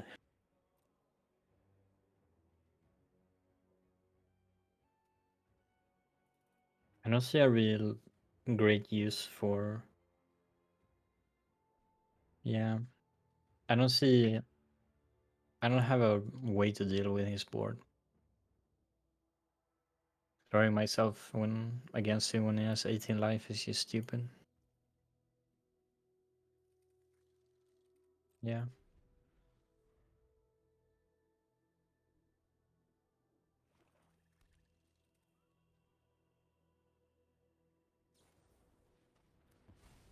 Every punished every time. Okay, relax, dude. Well, at least I get to do something next turn. Sorry for the delay. I'm back. No worries. He just cleared my whole board. Yeah, it looks like you've only drawn lands this game, but you've got a scrapyard mutt and a scrapyard rager. You got this. I think you should unearth the rager first.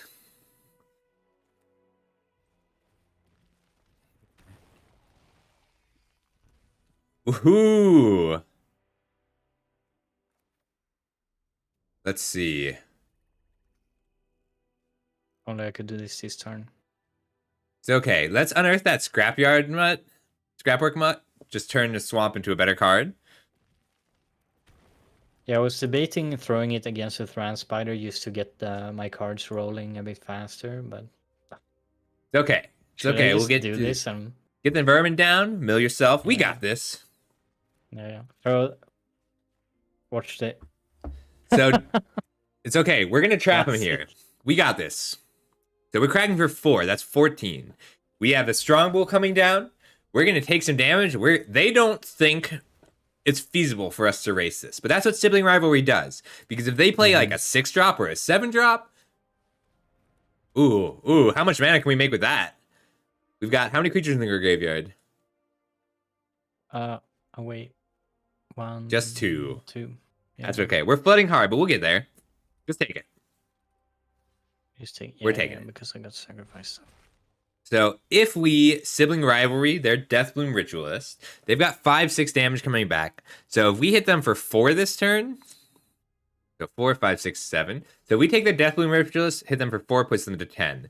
Then next turn, we take whatever they play. If we put down the, I think we take the Ritualist and then attack for 4. Because we're not winning this long. Not with what they've got. If they've got like a Boulder Branch Golem, we're just going to die. All right, now attack for 4. And then put down your Strong Bull. So if this Strong Bull hits, so then we pass. So Strong Bull actually says, sacrifice a Power Stone, deal 2 damage. Sibling Rivalry gives us a 3rd Power Stone. And we take a card as well. So if we take that Thran Spider, if we take that Thran Spider and they don't have a blocker for it, then that's 2, 3, 4, 5, 6, 7, 8, 9, 10, 11, 12 damage we can hit for next turn.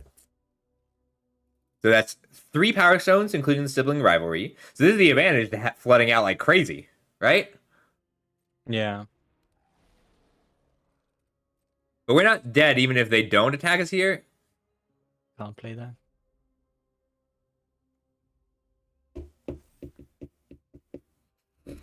Yeah, the Strong Bull changes how they play this game right now. I should block too. You should block the Spider. Yeah. All right, so let's say we take the Prowler, because we know we have perfect information. So if we take the Prowler, then we're hitting for 1, 2, 3, 4, 5. Yeah, we have lethal. Sibling Rivalry, that Blanchwood Prowler. Gimme. And then sack 3 Power Stones to the Strong Bull. Oh, So, if Demeshio, if you're here, this is what I was talking about with the Strong Bull. The Strong Bull lets you win otherwise unwinnable games.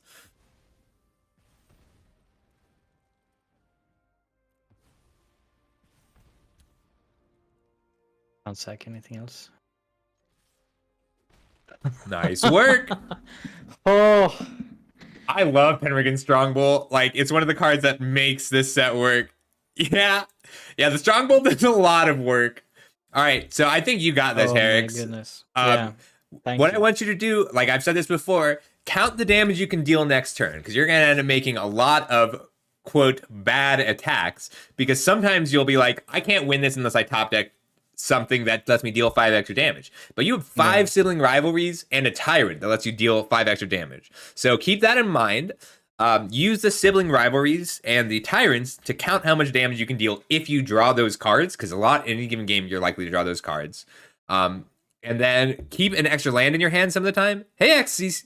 Hey, Xyz, how's it going? Oh, I'm so glad. We're doing a bit of coaching today. So if that's something you're interested in, I think I might only have time for 2 more sessions, but I might be able to squeeze in a third. I have about an hour left. So you're going to be just fine. Just keep track of how much you're attacking for and spend that life. Because one thing that I noticed before I was talking, when I came back, you were spending your life really well. Like, you were doing a good job of taking damage in order to push damage for lethal at the right time. Good job. All right, thank you. All right, so you got this. You're welcome to hang around, too. I'm going to talk to Dog now, if you're around. And then who else wanted? There's one other person who wanted a coaching session. All right, Dog, I'm watching your stream. So I can hear the music. Yeah, I miss the music. Domino. So, Domino, if you want a coaching session today, that works. Otherwise, I've got plenty of time next week, too. I'm glad you're here, X. Oh, that was so fast, Dog. You're muted if you're talking. I am not. Oh, great. Let me turn you up a little bit because I have everything on Discord down a little in volume. Oh, come on. Don't be that guy. Oh, there you go. It's okay. It'll pop again right away. How you doing today? Have you been drafting more of this set? A little bit. I'm low key worried that every single person I watch today is going to suddenly find Black Red Sack open, because I think like that's the only deck. There's lots of good decks that you can get together, but that's the only one that it's like if that's open, you should be it. Like it's just I'm not first picking sibling rivalry if that's what you're suggesting. no. But if sibling rivalry, so sibling rivalry is not a card you should ever first pick. It is always a card you should ninth pick. Like, if you table a sibling rivalry, you should take sibling rivalry. Self-mill, so, like, one thing that, oh, shoot. Yeah, that's the pick. That's a bomb. There's a real bomb. For each card exiled, yeah, that gets rid of any recursion. So, the thing about Titania's command is it's flat. Your worst case scenario is an empty board, and it's just 8 power. Ooh, I think it's that Yoshin Dissident. I think that card is really good. The green-white uncommon. It's just that green-white. So green-white is weird because it needs big bombs. Yeah, but there's not a lot of artifacts in green-white that I Well, noticed. no, but green-white has 2 of the best Power Stone producers that don't synergize with other green-white cards. So, like... And, like, you're fine splashing a little bit of white for a Yoshin Dissident, but if you're distributing counters, you're going to win that game. Automaton is really good. Sibling rivalry. Yeah, the Soldier's deck is good. Ooh, see, there's a good white uncommon. That Combat Thresher. I think that's worth the 3rd pick. There's also, like, we just want to note the number of black cards in here, because if there's a War Plow and a Power Stone Fracture, and those are both excellent. But we're probably just going to take a Stone Retrieval unit when this pack comes back around. Yeah, because Fateful Handoff is a trap and limited. It is, although it's a trap I am excited to try and make work at some point. But Combat Thresher plus Yoshin Dissident is a game-winning combo. Do I want to take the land? No, I think you want Epic Confrontation. Okay. Like, Epic Confrontation is one, I gave it, I think, a 4. It should be a 5. That card is so important because, like, I thought it would be kind of average because the creatures would be too big to fight. They're not. You have to kill your opponent's 3 drops. And you need to max out on removal. It'd be a little better if it was instant, but yes. Yeah, that's definitely true. Ooh, I think it's the Bobble.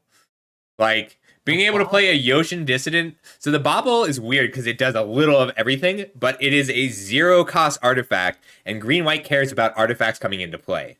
So, like, gotcha. Yeah, being able to play the Dissident and a Bobble in the same turn is awesome. Domino, the coaching is definitely not one. Would I be willing to do? Ooh, Paratrooper or Giant Growth are both solid. I'm also pretty happy splashing for a Combat Courier. But the Paratrooper just wields the 1/1 counters from a Yoshin Dissident so well. And then the Ambush Paratrooper is also worth considering.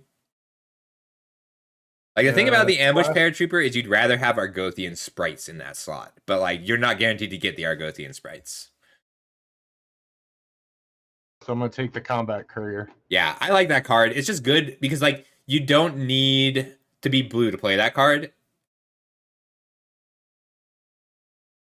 Ajar's good. I mean, that's a pick 7 sibling rivalry. Sibling rivalry is a good card. If I was thinking about splashing red, I would have taken that last green-red. Yeah. Card. No, Hajar's not worth a splash. Hajar's only good on turn 2. Mindworker is reasonable. Recluse is reasonable. Recluse is nice if you're playing for the late game. I don't know that you are. Like, if I were playing, I'd play a sibling rivalry, but I've found that I don't want to make you go all those colors. So take the Recluse. Like, you do very well with streamlined decks. Yes. This is a fantastic pack. Deck building is my definitely weak point. I don't think that's true. I think that used to be true, but you've come a really long way in just a couple months. I take Epic Confrontation. Okay. So this is just a tip for Brothers War, not for General. In Brothers War, take remove anytime it's close. Take the removal spell. All the removal spells are good, and all the removal spells are important because either your opponent is aggro or your opponent is assembling an engine, and those are both things you have to deal with. More sibling, yeah. Take the sibling rivalry. Just do it. the black red's open. Because if Thraxodemon's still sitting here. So white has dried completely. So red green stack is also fine. But green white has dried up all the way. Let's see. The chaplain is okay. It's not really what you want. Carrion Locust is a little bit better. But like this is a weird set of white cards. I just take the chaplain here. Like you want more Yoshin Dissonance. I don't like Tinkering. I think it's a trap. And I like Locust if you're already black, but it's not a reason to be black. Desynchronize isn't playable. Gix's Caress isn't a reason to go black. It's between Chaplain and Recommission. We did table that Thraxodemon. I don't like it. So that's why I was thinking black on the last one, just because you can take the Thraxodemon. Yeah, it seems like the black red stack deck is open. Sure thing, Herix. I'd love that. So most sets have threatens now. I like Perimeter Patrol here or Aeronaut's Wings. Flying. I take the patrol. So I would take the patrol because it tells it showing the person on your left a green card is bad right now. Like right now we are green something.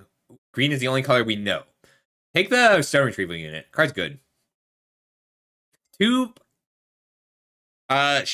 Lords of the Limited said something. They said, you want rectangles. This is a rectangles format. And what they mean by that is just take the land. You're not playing domination. No, it doesn't matter. I got 2 of them. You're not playing the land either. We splash this Urza. So you are you have 1 artifact creature, 2 artifact creatures so far. Yeah, but it self-perpetuates. Oh yeah, it does. This is a really good pack. I think the Runechanter's Pike is also excellent. It takes a little work, but like not as much as you think. Giving something so that artifact, Runechanter's Pike, is pretty good. And that Argothian, I would take either. So Runechanter's Pike is very good. The artifact second from the left. What? Oh, that. Yeah. So that card, Argothian Opportunist is also a card you really want. Runechanter's Pike does a lot of work. Like if you can get 2 power, yeah, this is a fantastic pack. Like the Opportunist. So I first picked Argothian Opportunist. I first picked Gaia's Courser. I first picked Runechanter's Pike, and I first picked Urza. But the Pike is so good. Ooh, we could take the Scrapwork Rager here, or just the Spider. The Spider's just strong. I think we take the Spider on power. Now we're definitely getting into black. Yeah, but like we don't have other colors that we care about. And this is like we'll splash the Spider. We're happy to run like we want energy refractors and chromatic stars right now. Ways to filter our mana. The Rager is also just so good. But the Spider, like, I think that card is fantastic.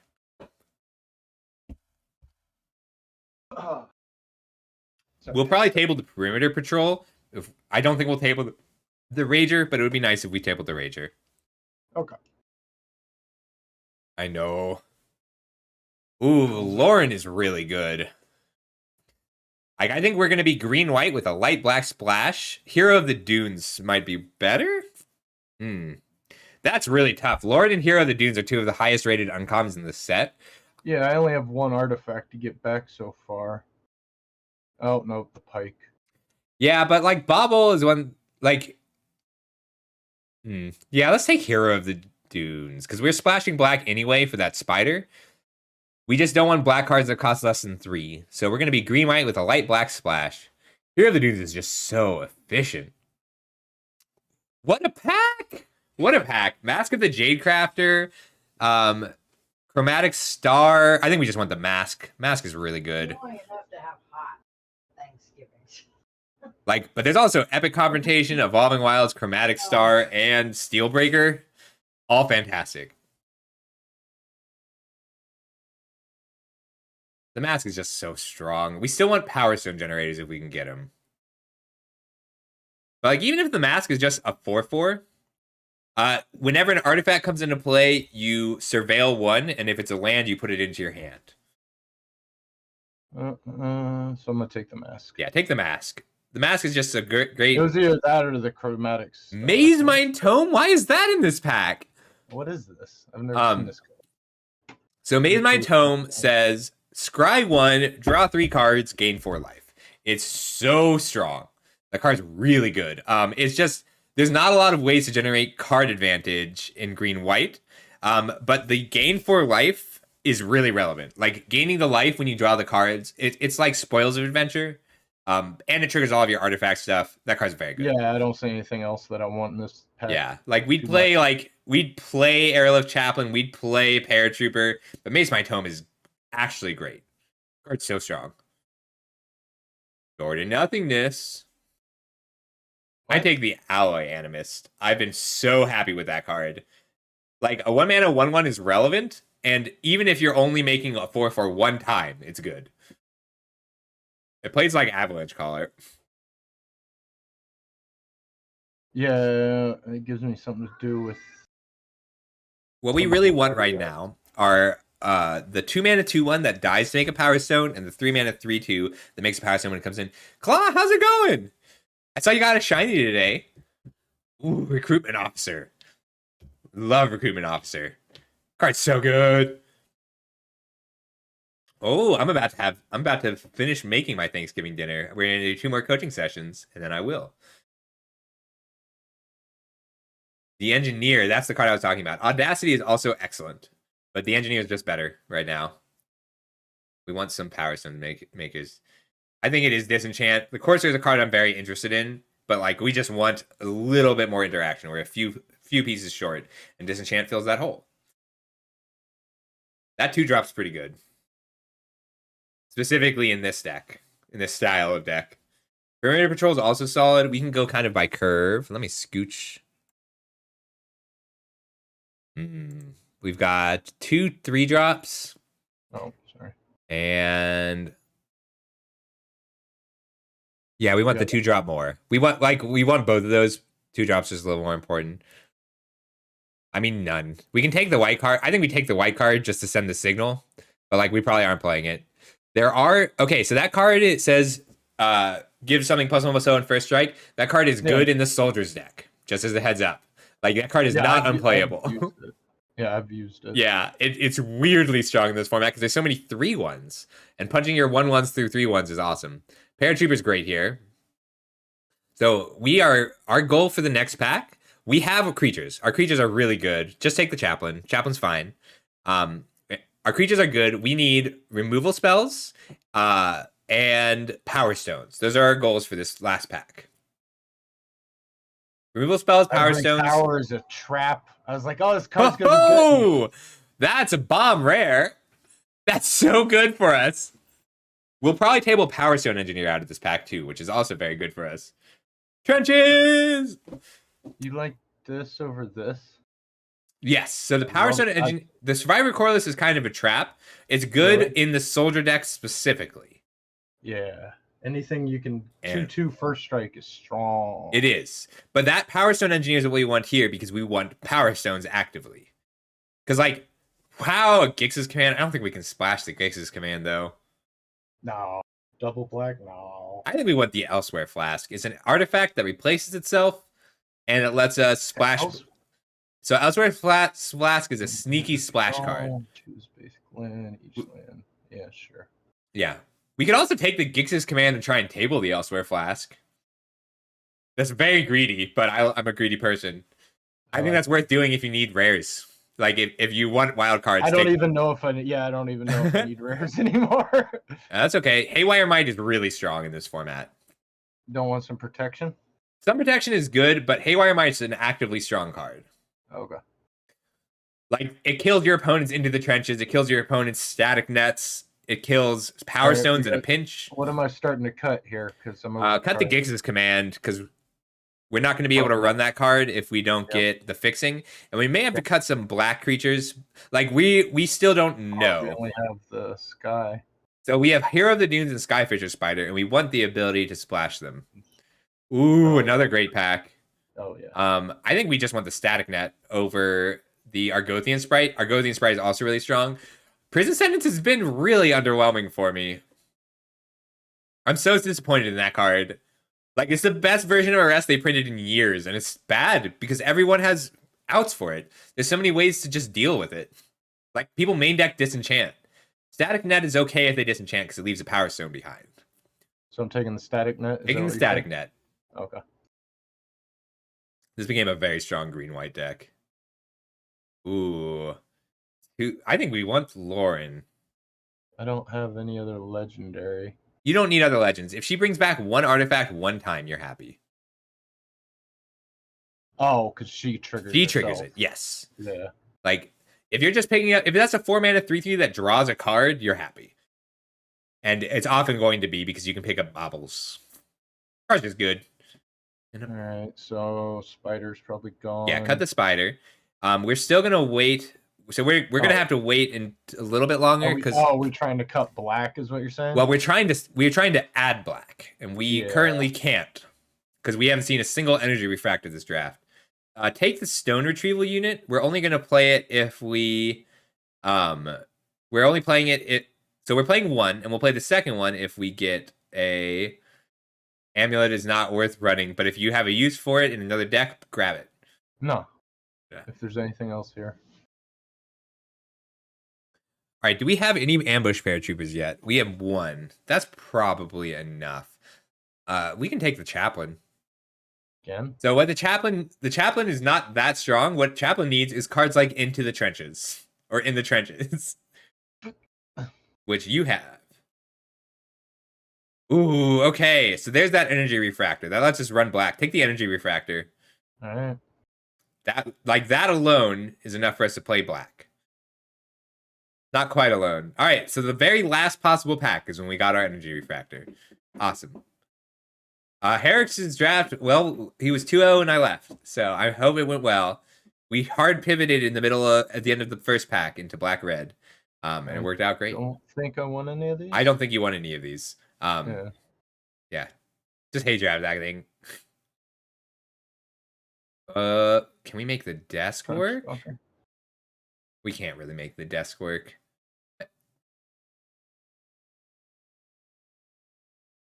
No.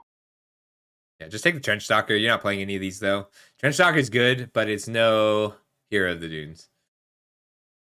There's that Lauren's Escape. I think the first copy of Lauren's Escape is solid. Okay. Second one, I've not been happy with. None. I'm not in blue. Take that Moment of Defiance. You just hate draft it. Card's good against you. Yeah, the Pelagia Excavation has a place, but not in your deck. Like, you just want to play Titania's Command. Like, your goal is for Titania's Command to win you the game. And that's a good goal. We didn't get a single Argothian Opportunist, but I think that's okay. All right, we can't splash the Gix's Command. We're not going to have double black. We can get single black, though. This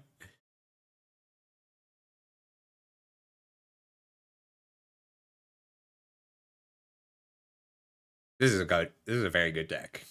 You're gonna be fine. The question is, do we run? So if we don't run black at all, then we can run the dig site.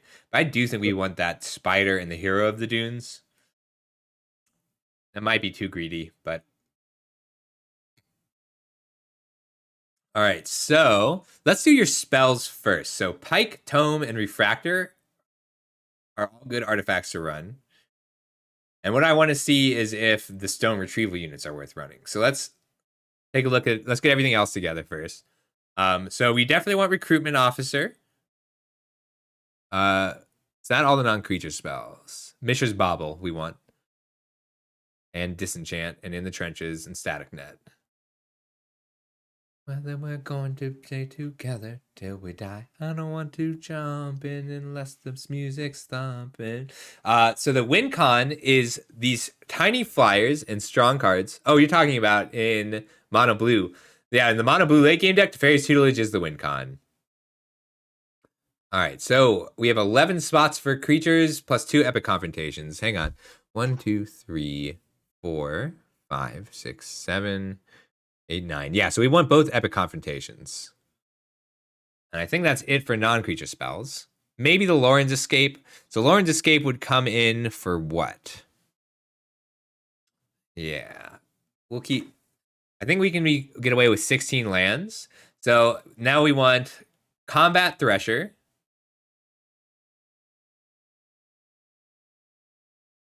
I don't know that we can run black. I think we cut black here and just be green-white. Like, the thing is, our power level is high enough that we're okay without black. So then we want Yoshin Dissident, Power Stone Engineer. All right, so from the top left, and we can run the Lauren's Escape now. So yeah, there's that Lauren's Escape. Let's get the Ambush Paratrooper, the Vanguard, and all 3 Chaplains in. A Paratrooper, 3 Chaplains, The Vanguard between them. and the Vanguard. And then Lauren. Lauren. And then Haywire Might, Perimeter Patrol. And one of the Power Stone Engineers. Or Stone Retrieval Unit, sorry. The 4-mana artifact. All right, so now the question is, do we want to try and squeeze that Alloy Animist in? So if we put the Alloy Animist in... Oh, we don't have enough lands. We want 1 more forest. And then we can cut Energy Refractor. So if we want to run the Alloy Animist, then we don't need that anymore. Yep. So if we want to run the Alloy Animist, we can run the package of Alloy Animist, the 2nd Retrieval Unit, and Energy Refractor. And we would lose, what, Lauren's Escape? Maybe Lauren. Yeah, I'm not seeing how... I mean, what's she picking up? Enters battlefield, return. So she's probably just picking up Mishra's Bauble. Yeah, let's run the Alloy Animist package. So let's cut Lauren and her Escape. Because you don't have... So Lauren's Escape is best when you have individual powerful creatures to protect, but your power level is spread out across lots of different creatures. And we want Energy Refractor. Because that's a cantrip that triggers all of your when artifacts come into play abilities, and then turns into a 4/4 with the Alloy Animist. And do we have room for that last Stone Retrieval Unit anywhere? The Stone Retrieval Unit is nice because it's 2 artifact ETBs for your Phalanx Vanguards, and... This one's 3, but it's not a creature. No, Only 3 it's not a life. creature. If I put in the stone... So the Stone Retrieval Unit would probably be... I'll cut one of these airlifts. No, I think you want the Airlift Chaplains because the Airlift Chaplains are just... They're cantrip bodies that let you use your green command or in the trenches to just win the game. Like, your goal is to flood the board with creatures and then grow them all. I like that, Claude Dussam. In my heart. Yeah. I think this is fine. It seems like a really strong deck. Create 2, put 2. So, the worst case scenario on Titania's command, the reason it's so good, is you're paying 6 mana for 8 power. That's if you play it to an empty board.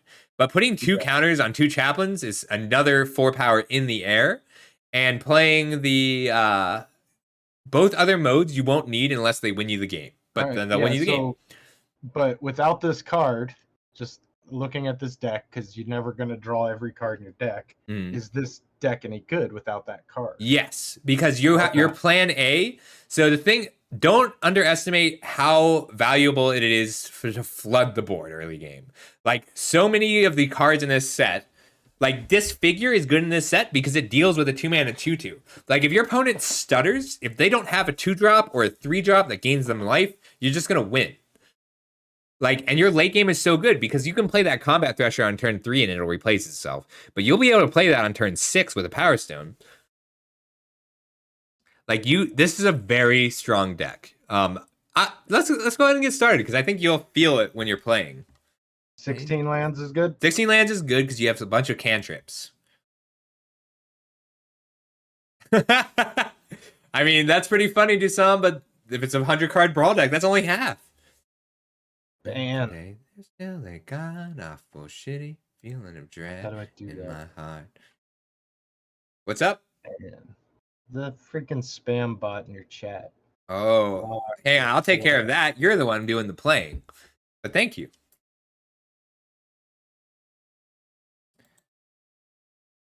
I'll take care of the bot. You go ahead and get started. I will keep this. Yup. It's all There good. we go. Colors and things. Oh boy. Start with white. Why is it doing this? Okay. Because my internet's bad. It's going back to the initial image. Yeah, every time I click around on things. Mm. Start with... Yeah, get a Vanguard down. So a Goblin Blast Runner means that they're going to try and race you really aggressively. So I don't want to put the Power Stone down? No, because you don't have a specific use for it.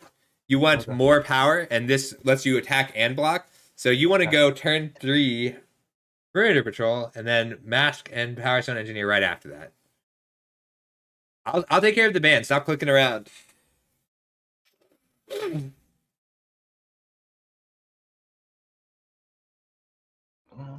Forest Perimeter Patrol. Oh, you needed the second white source. Swinging for 2. Yep. Got this. You'll get a lot of extra damage out of stuff. Oh, thanks, Herix. Too quick. Oh my god, I love that. Herix, I tried so hard, and I could not get it to run. Do nothing. I think you put... Well, you should put down the pike, because it's 2 extra damage this turn. I can't equip it. Yeah, but when it comes in, both of those creatures get bigger. Oh, yeah, they do. Oh, yeah, they do.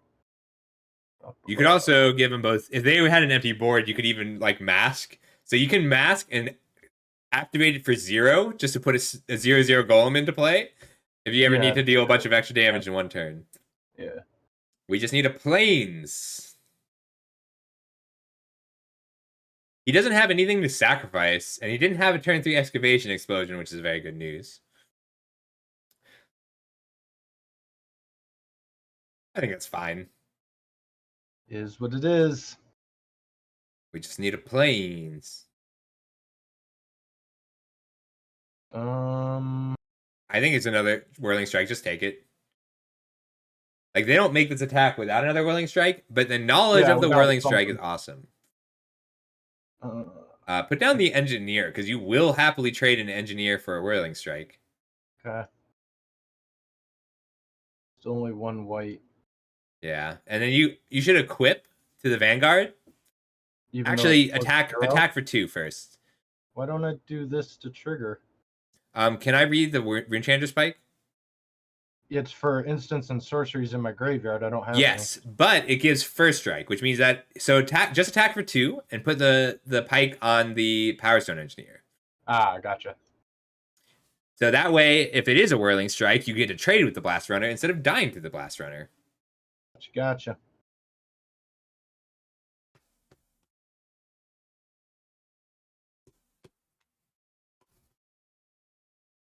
And if they want to sack something, they can sack something.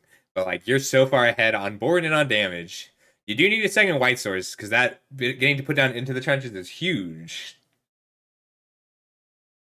Mask of the Jadecraft is also a very strong card. They're pressed again. So into the trenches, I can just keep pulling his creatures away? It's one time. You can only do it one time, but like a glorious... I'm never going to have 12 mana. That's true. But no, just a Glorious Anthem is so good in this format. That and the mask? Yeah. And they may have another Whirling Strike, but you're fine with that because next turn you make a 5/5. Yeah, I'd just be trading. Why did I make a 5? I think this is a song that put Lizzo on the map. Okay, so this tells me that they have a burn spell. So, because otherwise they would just let this resolve. But if they have a disfigure, they can't. And now I think you get to go. I think I'm gonna play I can't do free coaching today, Domino. If you want to redeem, I can make that work, but I don't quite have enough time because I only have until 2:30. Like, this card is so deceptively strong. Sure thing, Domino. I have time next week if you want to do a redemption. I also give away free coaching for tournaments and stuff. It's fun. Swing it all. Yeah, baby. get in there. If they have a spell, they have a spell. And they better have a spell, or you're winning anyway. Well, you're making a 5/5 next turn. It was a Whirling Strike.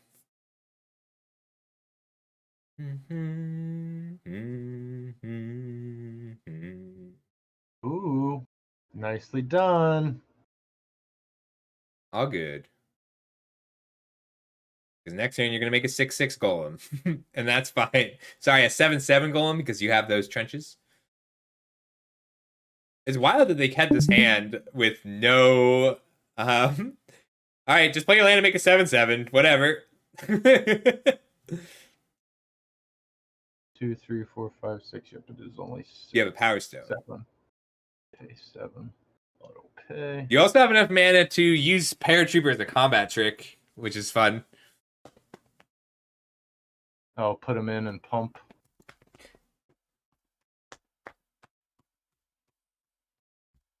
Yeah, the Rune Chanter's Pike is pretty good in this format. Like, you do want some ways to activate it, but even without that, it's still a lot of... Like, First Strike is still so relevant. Power Stone Fracture? I mean, if they're just throwing 2 cards at you here, you're fine. You'll just make a 1, 2, 3, 5/5. Yeah. In the Trenches is so good nostalgia. I almost want to grab the Peregrine, depending on what they do here. I think they're deciding if they want to Power Stone Fracture. You don't control. Yeah. It is Power Stone an instant or a sorcery? It's a sorcery. Okay. And it's bad. Yep, this is a go wide white-green trenches deck, Eric. So we have multiple ways to pump the team. That's why Hero of the Dunes would have been really nice.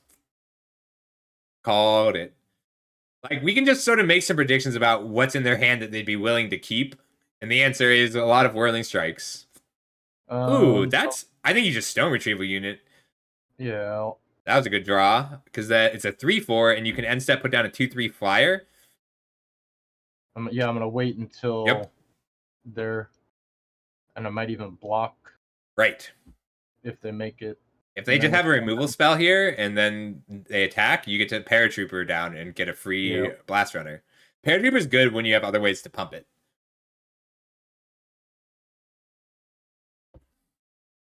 And step. Flash that in. Airlift, enters, mill. Don't really care. Yeah, I think you just crack in with both. Okay. Fair enough. They saw you unearthing the mask. It's correct. Your late game was so good there. Every time I've seen Mask on the board, I've been scared of it, even after you get rid of it. And it's like, oh, it can come back as another. Yeah, it doesn't have to, like, size matters so much in this format. Being a 4/4 is relevant. So, like, if you make a 7/7 and then a 4/4, that's 2 great bodies. All right, I will let you get on with your afternoon. I got things to do, so... Fair enough. I'm glad you enjoyed it. Let me know how this draft turns out. Thank you very much for your time, sir. Always, dog. Hey, Quebec, how you doing today? We just finished a little bit of coaching. I'm going to play a little bit of this. Let's do a Brothers War draft, too. I want to do some Neon Dynasty. I forgot I was in the Discord. All right, I'll see you later, Discord. All right.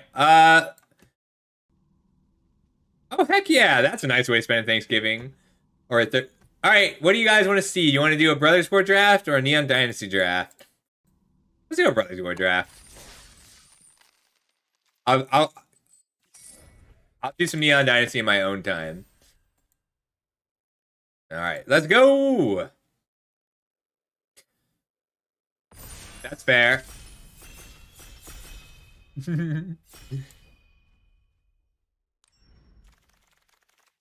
All right, land, Urza, Go for the Throat, Power Stone Fracture. Is Go for the Throat better than Power Stone Fracture? I don't know that it is. Being able to kill an artifact is so, like, it's important. I think I am still first picking this Go for the Throat. So looking at what's in this pack, I can learn a lot about how this draft will go. So I don't like first picking white or blue cards. I do like white and blue, but only if they're open. But like if I table this Goblin Blast Runner, then I'm happy to go black-red sack. And I'm probably not tabling the Power Stone Fracture. but I'm happy. Oh, I didn't mean to double click. That's fine. Thopter Mechanic is excellent, but Maze Mind Tome is a bomb. I've also been really happy with Levitating Statue. Yeah, so I want to pay attention to that pack and see what I table. So this is a pack where not tabling a black card isn't a signal. But like I'll grab a Wing Commando. It's so important to get on board early in this set, and removal is important too. Let's take the Tome. Aw, I'm really glad, Duo. I would like that. Oh my god, of course you like. Yeah, Tome is awesome. It's always a card I'm happy to see. I'm hungry. I'm only streaming until 2:30 today because I gotta go make my Thanksgiving dinner. Infiltrator or Sibling Rivalry? I'm gonna take the Sibling Rivalry. This is just not a strong enough pack for me to take anything else. Foundry Inspector is fine. Excavation is a nice engine piece. And Stone Retrieval Unit is good. But, like, I'll splash for a Sibling Rivalry. It could just be the Gixian Infiltrator, though. I'm going to take the Infiltrator instead. I really want the Sibling Rivalry, though. Can I table a Sibling Rivalry? Sibling Rivalry. I think the Rivalry is more important than the Infiltrator. Not because it's strong. So, like, Rivalry is the only card that does what it does. Whereas Infiltrator, there are other good 2-drops in that deck. I'm also okay splashing Sibling Rivalry. And this is not an open deck yet. But that was a weak enough pack that I'm okay taking the Rivalry. I love this art. It's just two brothers fighting over control of a robot. As brothers do. Hey, thanks for the follow. How you doing, Raven Knight? So I just learned that the ELO of the actual draft does not matter. Blast Runner, Refractor, or Infiltrator? Let's just grab the Infiltrator. I'd love to table this Blast Runner. I think people are sleeping on this card. The Refractor is great. This is also a great card. Take Flight is a good splash, but I want to already have Refractors. Let's take the Infiltrator. Let's just force it. This is my favorite deck to draft, so I'm not upset about forcing it. I love Black, Red, Steel, and Sack. It's also the strongest deck. Yeah, we'll take the third Infiltrator. Card grows out of control really fast. That's right. It's 8 people who sign up. It's not ELO based. I mean, so like Lauren, not Lauren, Takasia. Oh, thank you so much, Raven Knight. Awesome. So subscribing now will let you play in my subscriber tournament next month. But thank you so much for the subscription. Ooh. Yes, that is what's happening in Sibling Rivalry. They are fighting over control of this robot. Corrupt or Whirling Strike? I also really like Moment of Defiance. I'm going to take the Corrupt, and we're going to, because I love that deck. I had so much fun drafting it before, and I'll get some Elsewhere Flasks. I'm having a great day, Isaiah. We're just having some Thanksgiving. We did some coaching sessions, and we're getting ready. So, yeah, Natsura, for the subscription, you can enter my subscriber tournament next month. Well, hopefully this is the right place to come back to it.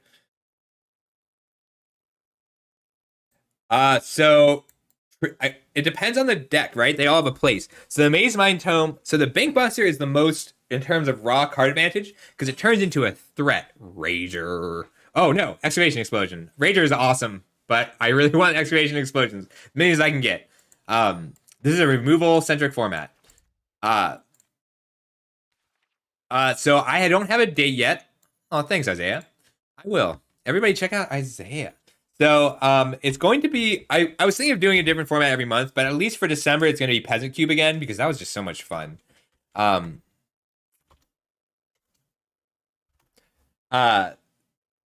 So it's going to be Peasant Cube next month. Again, we're going to tweak it a bit to take out some of the alchemy cards.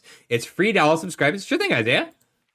Ooh. It's a late enough stern lesson that I'm willing to accept it as a signal. And there's no black cards in this pack.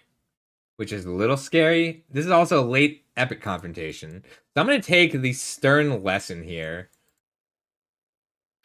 And I may not run black, but I don't think, like, so blue-red is only good if I can get the third path Iconoclast, but taking the stern lesson leaves me open to grabbing a third path Iconoclast. Excuse me. I take the Rock Hunter if I thought I was going to be hurting for 2 drops, but I'm going to see if I table either of those Gixian Infiltrators, because that'll let me hard commit. But I'm not committed quite yet. So I'll take the stern lesson. Yeah, here, I'll link it right now. I'm linking the unchanged Peasant Cube. It's in Archive. We worked really hard on it. I think it was kind of a hit. We drafted it in a group of 9 and a group of 10.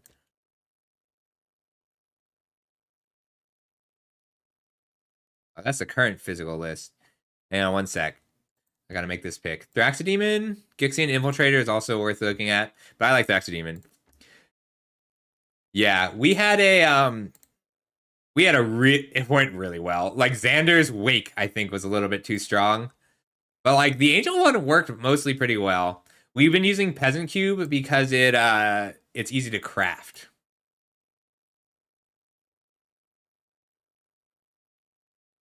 Aw, thanks. I will hydrate.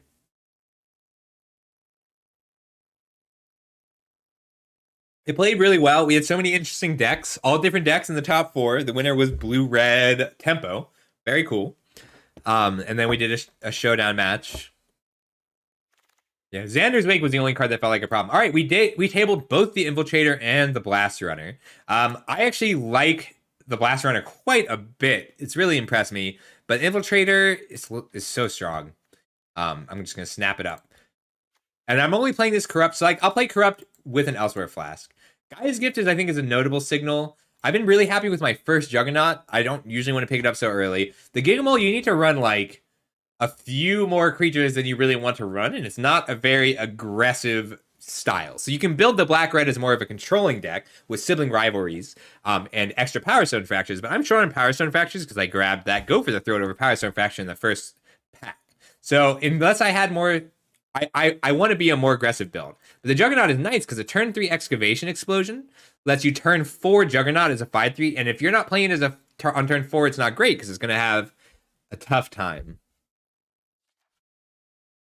The Mole is okay. Like, the Mole is good when you're digging. Like, if you're a Wormcoil Engine deck, by which I mean if you got a Flesh Gorger, a Wormcoil Engine, something really excellent to dig for, then the Mole is good.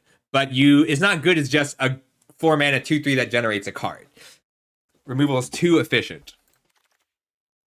So I really like exactly one Clay Revenant, but I'm gonna take the Blast Runner because right now we're looking at a more aggressive build. Juggernaut is nice as just a turn 4 5/3 with trample that eventually dies to your opponent's bigger creatures and then turns into a Lava Axe. Like, it's just sitting there until the late game. I'm only playing the Corrupt. Oh, thanks for the cheer. That's really sweet of you. I'll take the Corrupt. Ooh, Whirling Strike. Someday I will first pick an Arms Race and build the Arms Race deck. But for now, I'm happy with Tricks. Tricks are good in this set. For the first time in a while. I'm only playing Corrupt if I get the Elsewhere Flask, but I'm willing to spec on getting the Elsewhere Flasks later. Yeah, so I was trying to give the idea is bombs. So yeah, Isaiah, we were trying to put a bomb in at each color. So like white has Celestial Vault. Because we based it on an actual cube. We play in paper. Ooh, last pick Rock Hunter. I'll take it. So we're down 1 Gixian Infiltrator. 1 Gixian Infiltrator left. Ooh. Strong Bull, Scrapwork Rager, Refractor, and Star are all cards I want. I think I might just take the Strong Bull here. I really want this Chromatic Star. Chromatic Star is really important because it replaces itself right away. Right.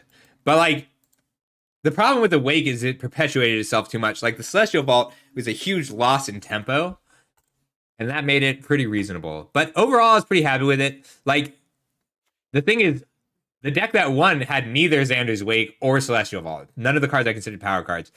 I'd be... This is tough. I'm going to take the Star, but I'm a little sad about it, passing the Strong Bull. Like, this... Whoa! All right, remember earlier when I said that this is the best red card in the set? and that it's not particularly close. Very happy to see a Tyrant. If the Tyrant weren't here, I'd snap this Overwhelming Remorse. The cards were so good. Otherwise, Springleaf Drum is Springleaf Drum is excellent. The Mutt is excellent, and Energy Refractor is excellent. This is just a great pack. Based on the other packs, there's a non-zero chance I get this Springleaf Drum out of it, because the deck that wants Springleaf Drum wants Energy Refractor more. But if there's another cheap tokens deck, they're going to take the Springleaf Drum, which means I'll get a second Whirling Strike. So I can count on the second Whirling Strike. And that's important because this is the best uncommon in the set for Black-Red specifically. It's not overall. Very happy with the Junkyard Genius. Deck's coming together quite nicely. I want one Strong Bull and one Acrobat still. And I want to table the Goblin Blast Run out of this pack. Isn't it, though? Ooh, this is tough. Am I really going to take a Sibling Rivalry over an Excavation Explosion? I'm not. So I want Sibling Rivalry more than I want Excavation Explosion, but I can table Sibling Rivalry because the Gixian Infiltrator tabled too, and red seems underdrafted at this table. So I'm going to take the Excavation Explosion and hope that I get this pick 11 Sibling Rivalry. All right, doesn't look like we're going to see... So I'll still play the Corrupt if I see an Elsewhere Flask. We don't have to be blue at all. I'm only playing the Corrupt if I get the Elsewhere Flask, but it's becoming a little awkward with the Tyrant because I don't want to run so many 6-drops. I don't want to run so many 6-mana creatures. Hey, Quiet Sight. I know. I'm so excited when Black-Red is open. I think Black-Red is the best. If you can be the only player drafting Black-Red, I do think this is the best deck. This Black-Red is the best deck. Black-Red Steel and Sack is the best deck because the mythics in this set are so powerful that being able to take your opponent's Wormcoil Engine and then sack it, that's so much better than just killing it. Or taking a Flesh Gorger, because if you have to pay 7 life to target with a Sibling Rivalry, then you gain that 7 life back. We're actually going to take the Evolving Wilds because we have 2 Gixian Infiltrators, and I'm hoping to table a second Blast Runner, and Evolving Wilds is a free way to trigger both of these cards. Moment of Defiance is really nice because the bad matchups for this are like green-white critical mass, and they take over in the 4th, 5th, and 6th turns. So being able to gain a big amount of life off a Pendragon Strongbow or your Tyrant of Carriage just one time is enough for you to win a race you would otherwise lose. Soul Guide Lantern is also a great card because it cantrips, replaces itself, and sacrifices, but we just want the land that does the same thing.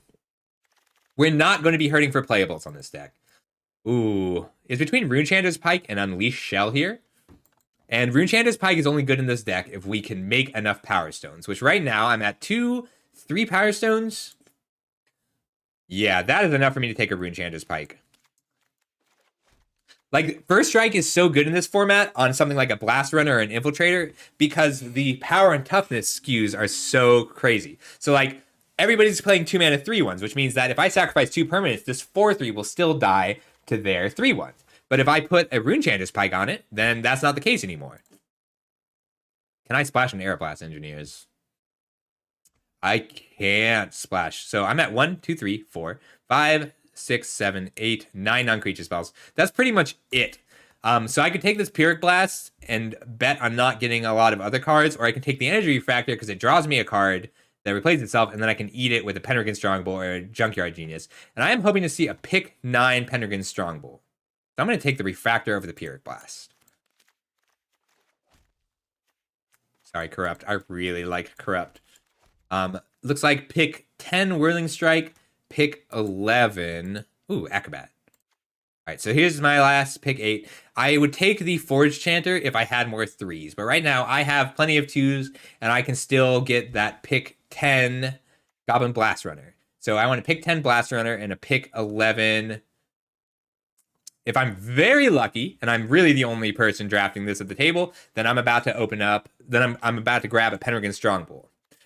And then pick 11 Sibling Rivalry is what I want to see the most. Pick 10 Blast Runner. So pick 9 Strongbow, pick 10 Blast Runner, pick 11 Sibling Rivalry is the dream. Let's see if we can get there. It's nice to meet you, Quiet Side. I'm sorry if I didn't say that earlier. Damn. That's okay. I'm pretty happy with the Rager here, too. I like the Skull Flare, but it's a lot of work to get going, and the Refractor is just generally good. I'll play the Wings as a way to punch through, but I don't need that, because I've got a Tyrant and a Juggernaut. But the Rager is important in this, because it generates so many cards. So sometimes you'll get to the late game and you need to just keep your cards coming to get those last burn spells. And the Rager is a turn 4 replacement. It replaces itself. You can't have too many because we are an aggressive deck. But on turn 7, being able to unearth this and then sacrifice it to a Killzone Acrobat or a Thrax Demon is just a good game. Wow. Wow. Just wow. I can't believe this is still in the pack. I first picked this often. That means that somebody took my Goblin Blast Runner that I was expecting to get out of this pack over and Overwhelming Remorse.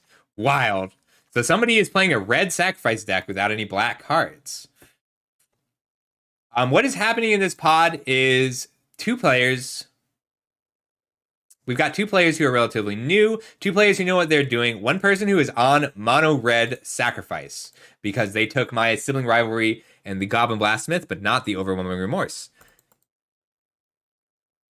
So I am competing with a black draw 2 deck because we didn't table the 4/5, and I am competing with a mono red sacrifice deck.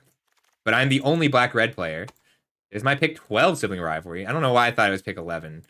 All right, 1, 2, 3, 4, 5, 6, 7, 8, 9, 10, 11 non-creature spells is a lot. But this is 23 cards, so we got a good deck together.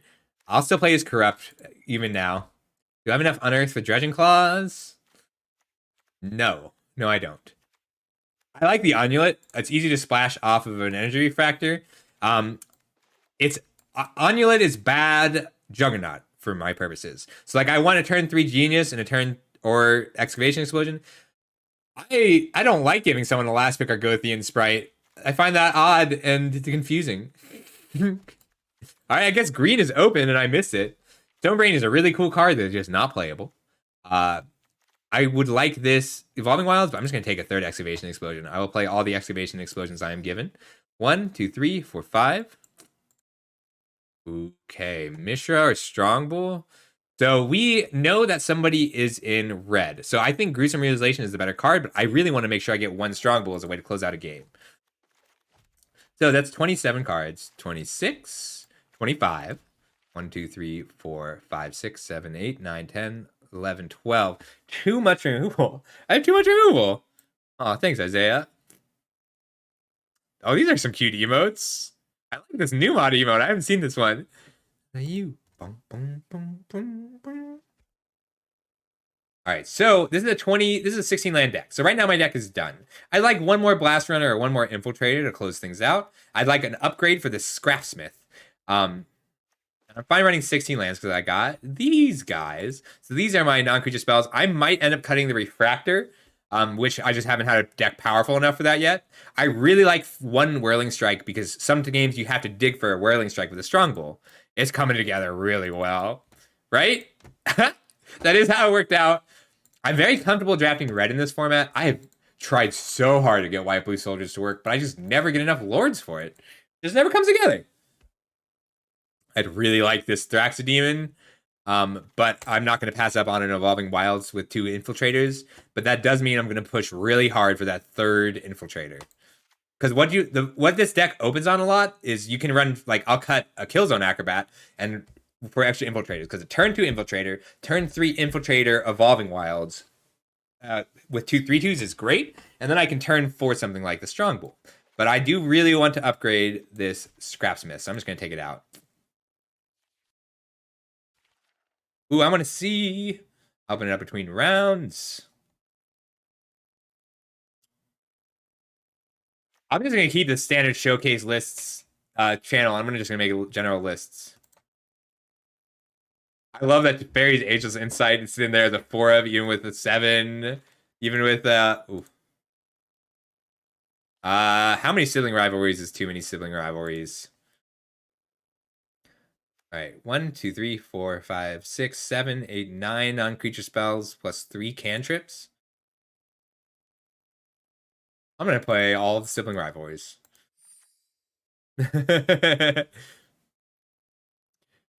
It's really good. Like, fantastic design. And it's also, like, good in this set. Like, the art is cool. Because this is a set where 2 brothers are raising the world to fund their war. And, like, this is Evolving Wilds in the other direction. I've got 1, 2. I don't have any Power Stone fractures. So I do think 4 sibling rivalries is often correct, but I'm just kind of at my mass on spells. 1 more flyer might be best. Or just a gruesome realization. I cut the energy refactor for it. The gruesome realization just covers my bad matchup, which is soldier tokens. But Disfigure has proven to be fantastic in this format. I'm gonna take the Disfigure. It's just that good. I'll cut the refractor. I'm sad I've never cut the refractor. Blast Runner, Bitter Reunion. Yeah, definitely in the right deck. So Rager, Runner, Bitter Reunion, and Battlefield Butcher are all cards I really like in this. I think I just want a slightly stronger early game to match them up with my Wilds and a Star. So I'm going to take the Blast Runner over 2 incredibly powerful cards.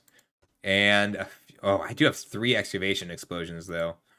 But I think I can table this Juggernaut just on the power of this pack, because the red sack play is going to take the Bitter Reunion. Aeronaut's Wings is going to go to whoever's not in black-red. Yeah, I can table a playable red card if I take the runner now, because somebody is trying to play max runners, and I really just want 2 or 3. No, that's very true. Heck yeah, Taxi, that was fast. Must have had a pretty good record, huh? I want the second Strong Bull to replace my Killzone Acrobat. I like the Acrobat. Strong Bull is just better. I love Pendragon Strong Bull. Like, if you watch me stream this when it came out, people are really bad at calculating how much damage they're going to take from this card. But also, just taking artifacts with Sibling Rivalry is common. Like, I've taken Power Stones with Sibling Rivalry. I love Sibling Rivalry.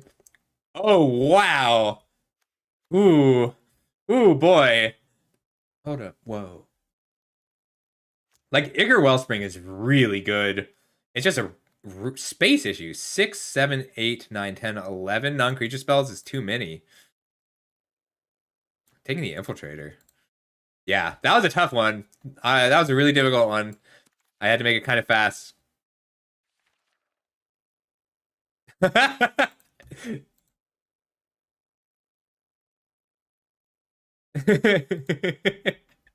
love that, Quebec. Do you prefer Quebec or Quebec? I might be cutting Go for the Throat. And that feels weird. Feels so weird.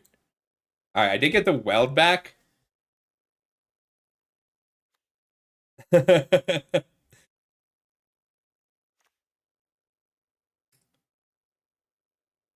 going to take the Weld. I don't know that I'm running it, but I'll take another look. Pike may come out. I do have enough. I just have too many good cards. So Ivory Tower, I just want to talk about really quick, because you can play this card if you get a Well of Lost Dreams. And you can always get the Ivory Towers if you get the Well of Lost Dreams. I'm going to hate draft this Boulder Branch Gold. Seriously, look at myself. Kind of model over here.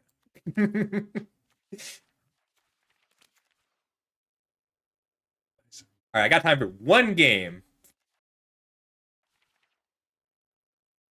Alright, Quebec it is. I can't believe I'm considering cutting Go for the Throat. Like, I've got 2 Pendragon Strong Bulls, so I want to be able to give Trample with my Whirling Strike.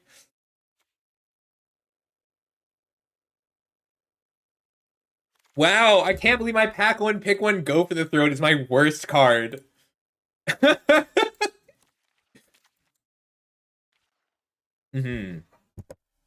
I like it. It's a good name. I wish I had that Wellspring from earlier.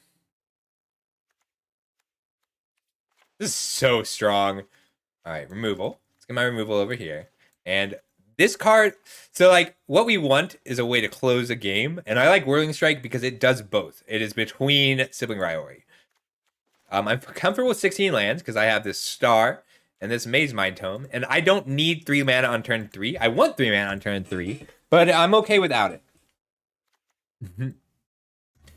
Let's see. Disfigure is important because, so this is a set where being on the play matters a lot. There's enough card advantage that you don't need to worry too much, but either your opponent is going to be accelerating out to something huge with Stern Lessons and Excavation Explosions.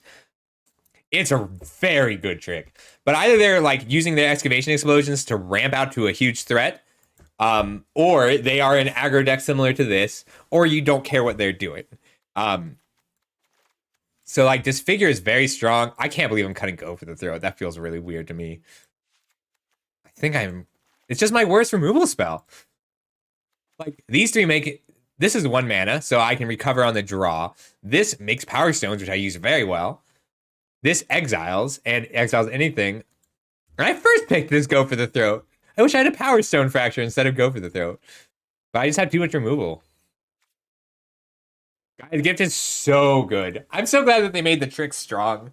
Like, Gaia's Gift plus Whirling Strike mean that red-green is just viable.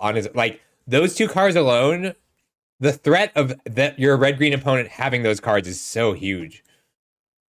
All right, we'll cut 1 Juggernaut, even though I really like the idea of playing on turn 4. Is it Rager? Let's see. I've got 2 Strong Bulls and a Junkyard Genius. I do think I just want Thraxodemon as another 2-drop. All right, I need 1 more cut. Damn it. It is Go for the Throat. That feels weird. Feels so weird. 1, 4, 5, 8. I guess I could cut Maze Mind Tome. It feels wrong. I feel like you're never supposed to cut Maze Mind Tome. This deck is so efficient. I love it. I'm even okay running 7 and 7 because I have 2 E-Wilds. All right, let's go. 1 game. I got time for 1. Who's streaming? I'll find somebody to raid. Yeah, first pick Go for the Throat is not good enough for this deck.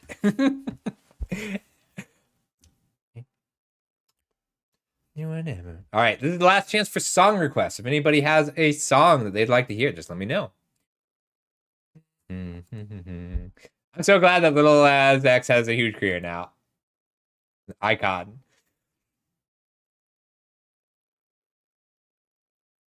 Kaz is doing his Eternals Giving. Everyone's drafting Pokemon today. Oh, Walker's playing Mega Man. I'd like to watch that. Let's go raid it. We'll raid Walker. Unless anybody has another MTG VTuber that they want me to raid, we're gonna raid Walker because I like that guy and I feel like he could use some company today.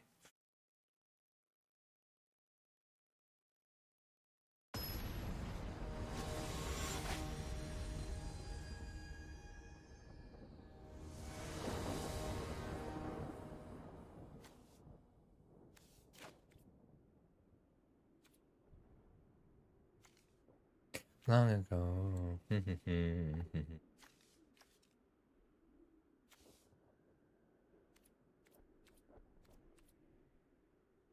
Oops, I was looking at my music. All right, turn 2. I'd like a 1-drop.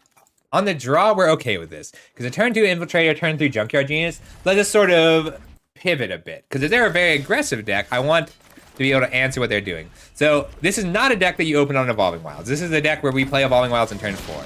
All right, they have shown their hand. They are an aggressive deck. So this Infiltrated down. We want to get Infiltrated up to 4 power as quickly as possible. With a bit of luck, they won't have Excavation Explosion.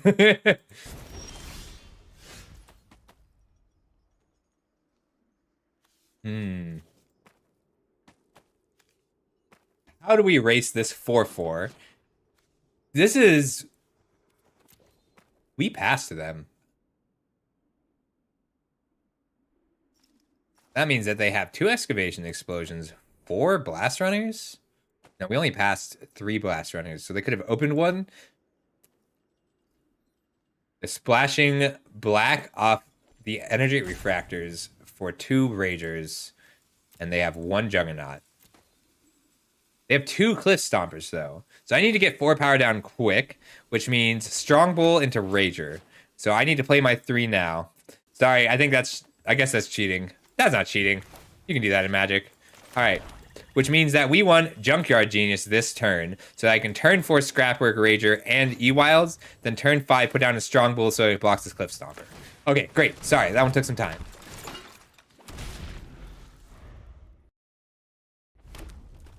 Yeah, you got it, 4-4. I'm gonna take 9 damage before I can deal with this Cliff Stomper. Cliff Stomper is so good in mono red. Oh my god. Okay, I'm pretty scared. Alright, let's draw some cards. Maybe I should have evolved E-Wilds first, but it might be worth saving this. Oh my god, they're attacking for 11 next turn. I'm gonna lose. I don't have answers for this. I would have been okay on the play. I'm not gonna lose. I have lots of removal I can draw. I just have to draw it.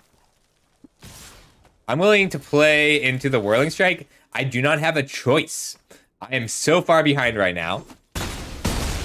No Whirling Strike! Haha! That means all I need to do is draw a removal spell. They did have the Juggernaut, so I'm gonna explode that.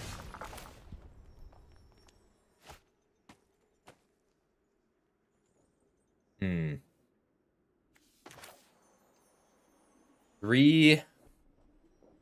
By Strong Bull, I can double block the Exemplar with 6 toughness. I need 7.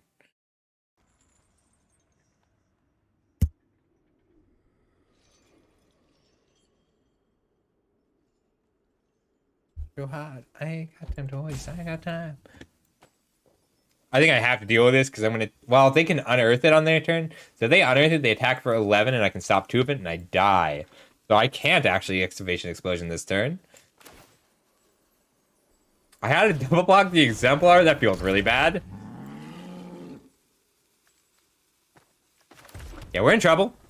A lot of trouble. I should have put down the Evolving Wilds, but that's fine. But if I can deal with this, take 5, Explosion. I need to get some more toughness down.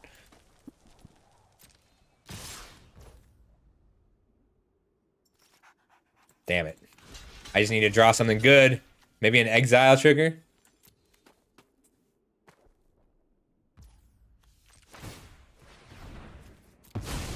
Very aggressive mono red deck. I kind of love it. I'm glad that this is a deck that can happen. I'm a little sad I'm losing to it. No! Alright, I need an Overwhelming Remorse. Bam! 1, 2, 3, 4, 5. So I can draw an Overwhelming Remorse here off the Rager. Go to 1, Overwhelming Remorse. Take 2. Sorry. Go to 1 afterwards. I can Activation Explosion, but then they just unearth and kill me. So I gotta go 1, 2, 3, 4. Overwhelming Remorse off the top. Damn. Good game. Would have won this on the play. If I were on the play, I wouldn't have had to take that double block. All right, I got time. That was very fast. Let's do one more. I have a problem. Let's go again. Then we'll raid Walker. Oh shoot, gotta get your song into the queue. Oh, that's Cube Cobra list. Alright,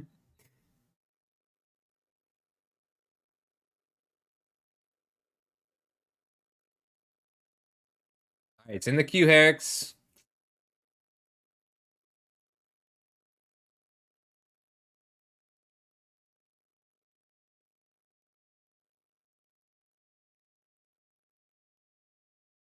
It was like a 1 in 40. That was just brutal. I thought I had a solid aggro hand, but the 2-mana 4/4 is just too much. Too much. Yeah, that's right, Taxi. We raising.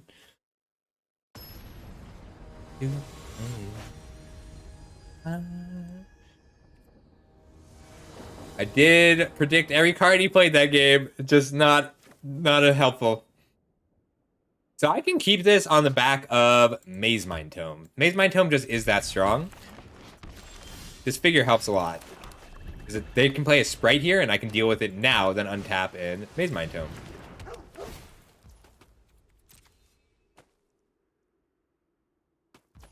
I think this is worth it. Because they haven't shown me red yet, and they didn't loot anything away. I really just want to scry for this land, and then start drawing cards. Because the goal is to scry one time, and then use Power Stones every time after that. Yeah, it's worth killing the threats a little early. Damn. Yeah, that's fine. Just to make sure I draw my red source. Pass turn. Turn lesson. Yeah, not having something on board hurts a bit, but if they're spending their time just using the Stern lesson, I'm okay with it. Hopefully they play something I can hit with an excavation explosion. Start getting those power stones flowing. Damn.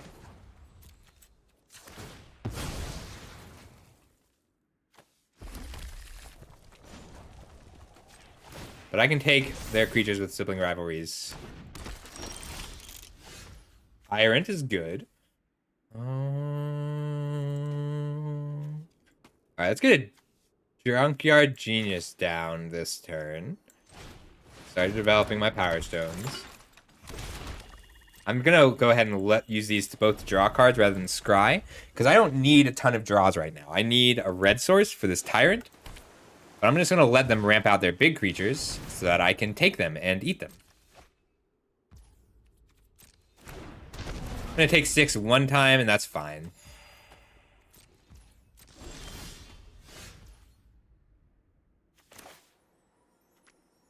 Let's activate this first.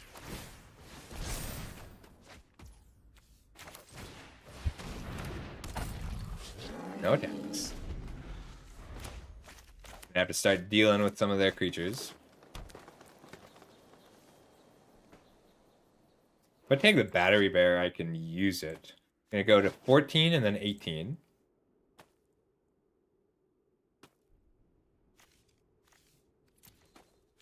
I got this Boulder Branch Golem out so early.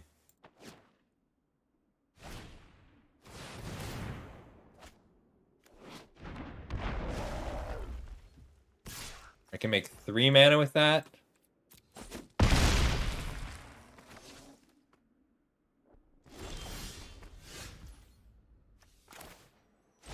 Alright, we're the control deck this game, which is kind of weird.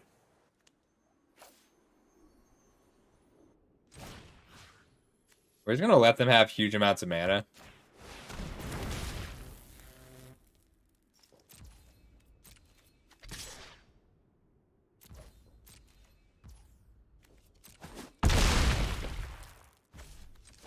Yep.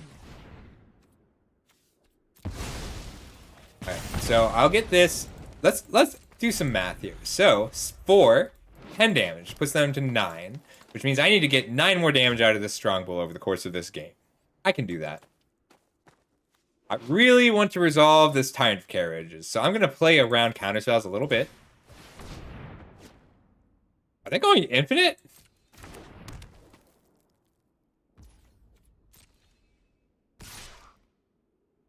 I'm just going to take 7. That's fine. No blocks. I'm going to draw into the Sibling Rivalry and hit them for a lot. Wild.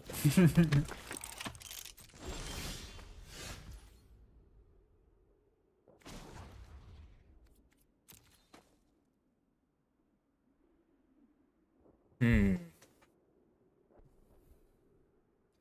got lethal in a couple turns. We'll draw a card first.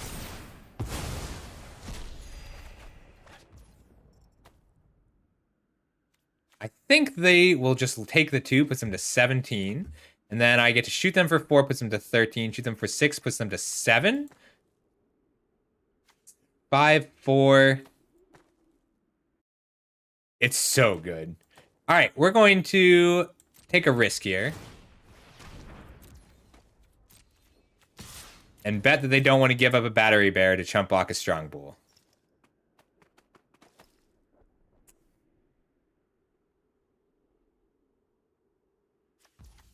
All right, bet 1. Tyrant to the face. Puts them to 13. And they can kill me here with a Sibling Rivalry. There's a few lethal spells, but I don't think they're going to do that. I think they're going to unearth this mutt, and I'm just going to chump with my Junkyard Genius. This does make... They have infinite mana because of this Clear Cutter.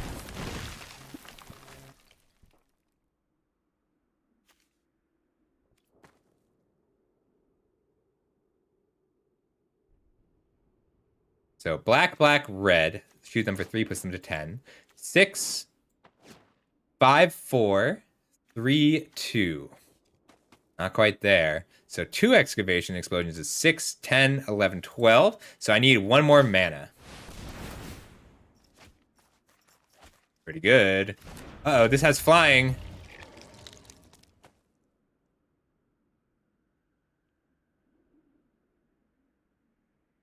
Bitch, kid, asshole. Treat me as a villain.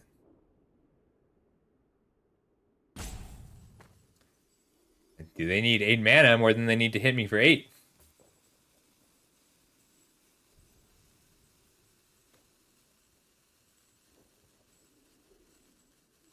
Really? Are you eating though?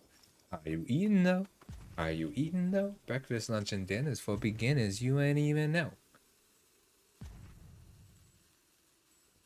9, 10, 11, 12, 13 mana to work with still. Which means that if they have a stab domination, they do have infinite mana, and I die. Alright. Are you attacking?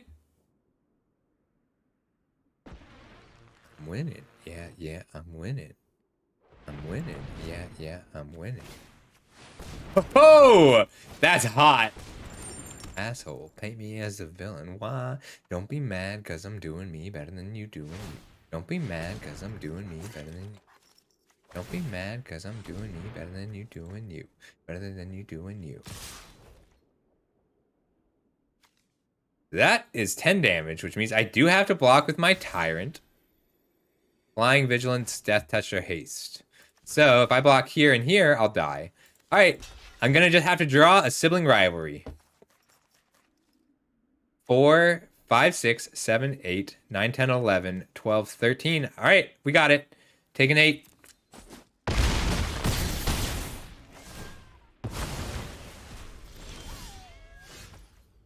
Okay, white kid, white hood.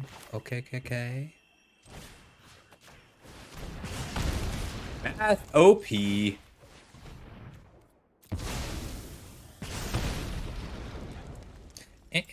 Onomatopoeia all. Dragon Strong Ball is so good. 6.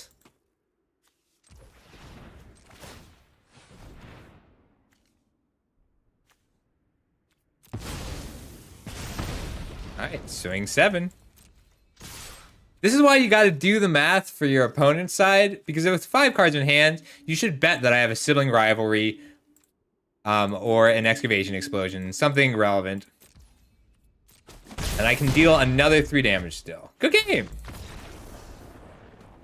Guessing the damage your opponent can deal, especially, just use comments. Just go through the comments and guess what your opponents could deal. Like, there are some times where it's like, I remember, shoot, M14, there was a Pro Tour match, and I'm like, okay, your opponent can't win, they don't have any tricks. And then he played around Yiva, Nature's Herald, a 4-mana 4/4 with Flash at rare, and it won in the game. Very cool. All right, so that was a lot of fun. I'll climb back up a bit. I decayed like crazy because I had 103 Kamigawa draft. Oh, thanks. But I hope everybody has a Thanksgiving. I'm very thankful for all of you.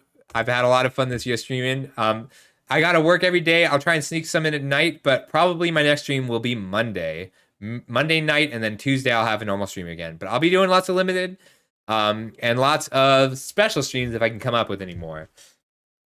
I hope I see all of you again soon. And if you haven't followed, I'd appreciate a follow. Happy Thanksgiving! I'm gonna go make a fantastic dinner and spend the evening with my fam, and I'll be around on Discord if anybody has any questions. I'll see everyone later. You got 10 seconds if there's any questions left. I know I owe Ears a deck and Plastic a deck, and I'll do those designs this weekend from work. All right, everybody be sure to follow Walker for me. Remember, you can use channel points and things like coaching, and you get channel points for things like participating in raids. See you later.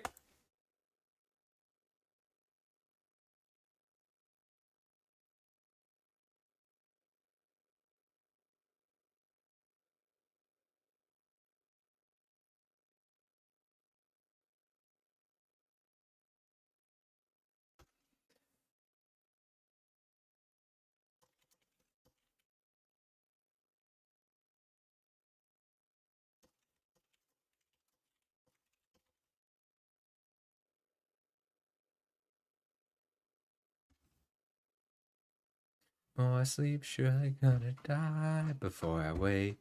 I was up ahead, no one could have saved me. Going high speed, should have seen a better. A lifetime, nothing lasts forever. All is gone now, should have been a safe way.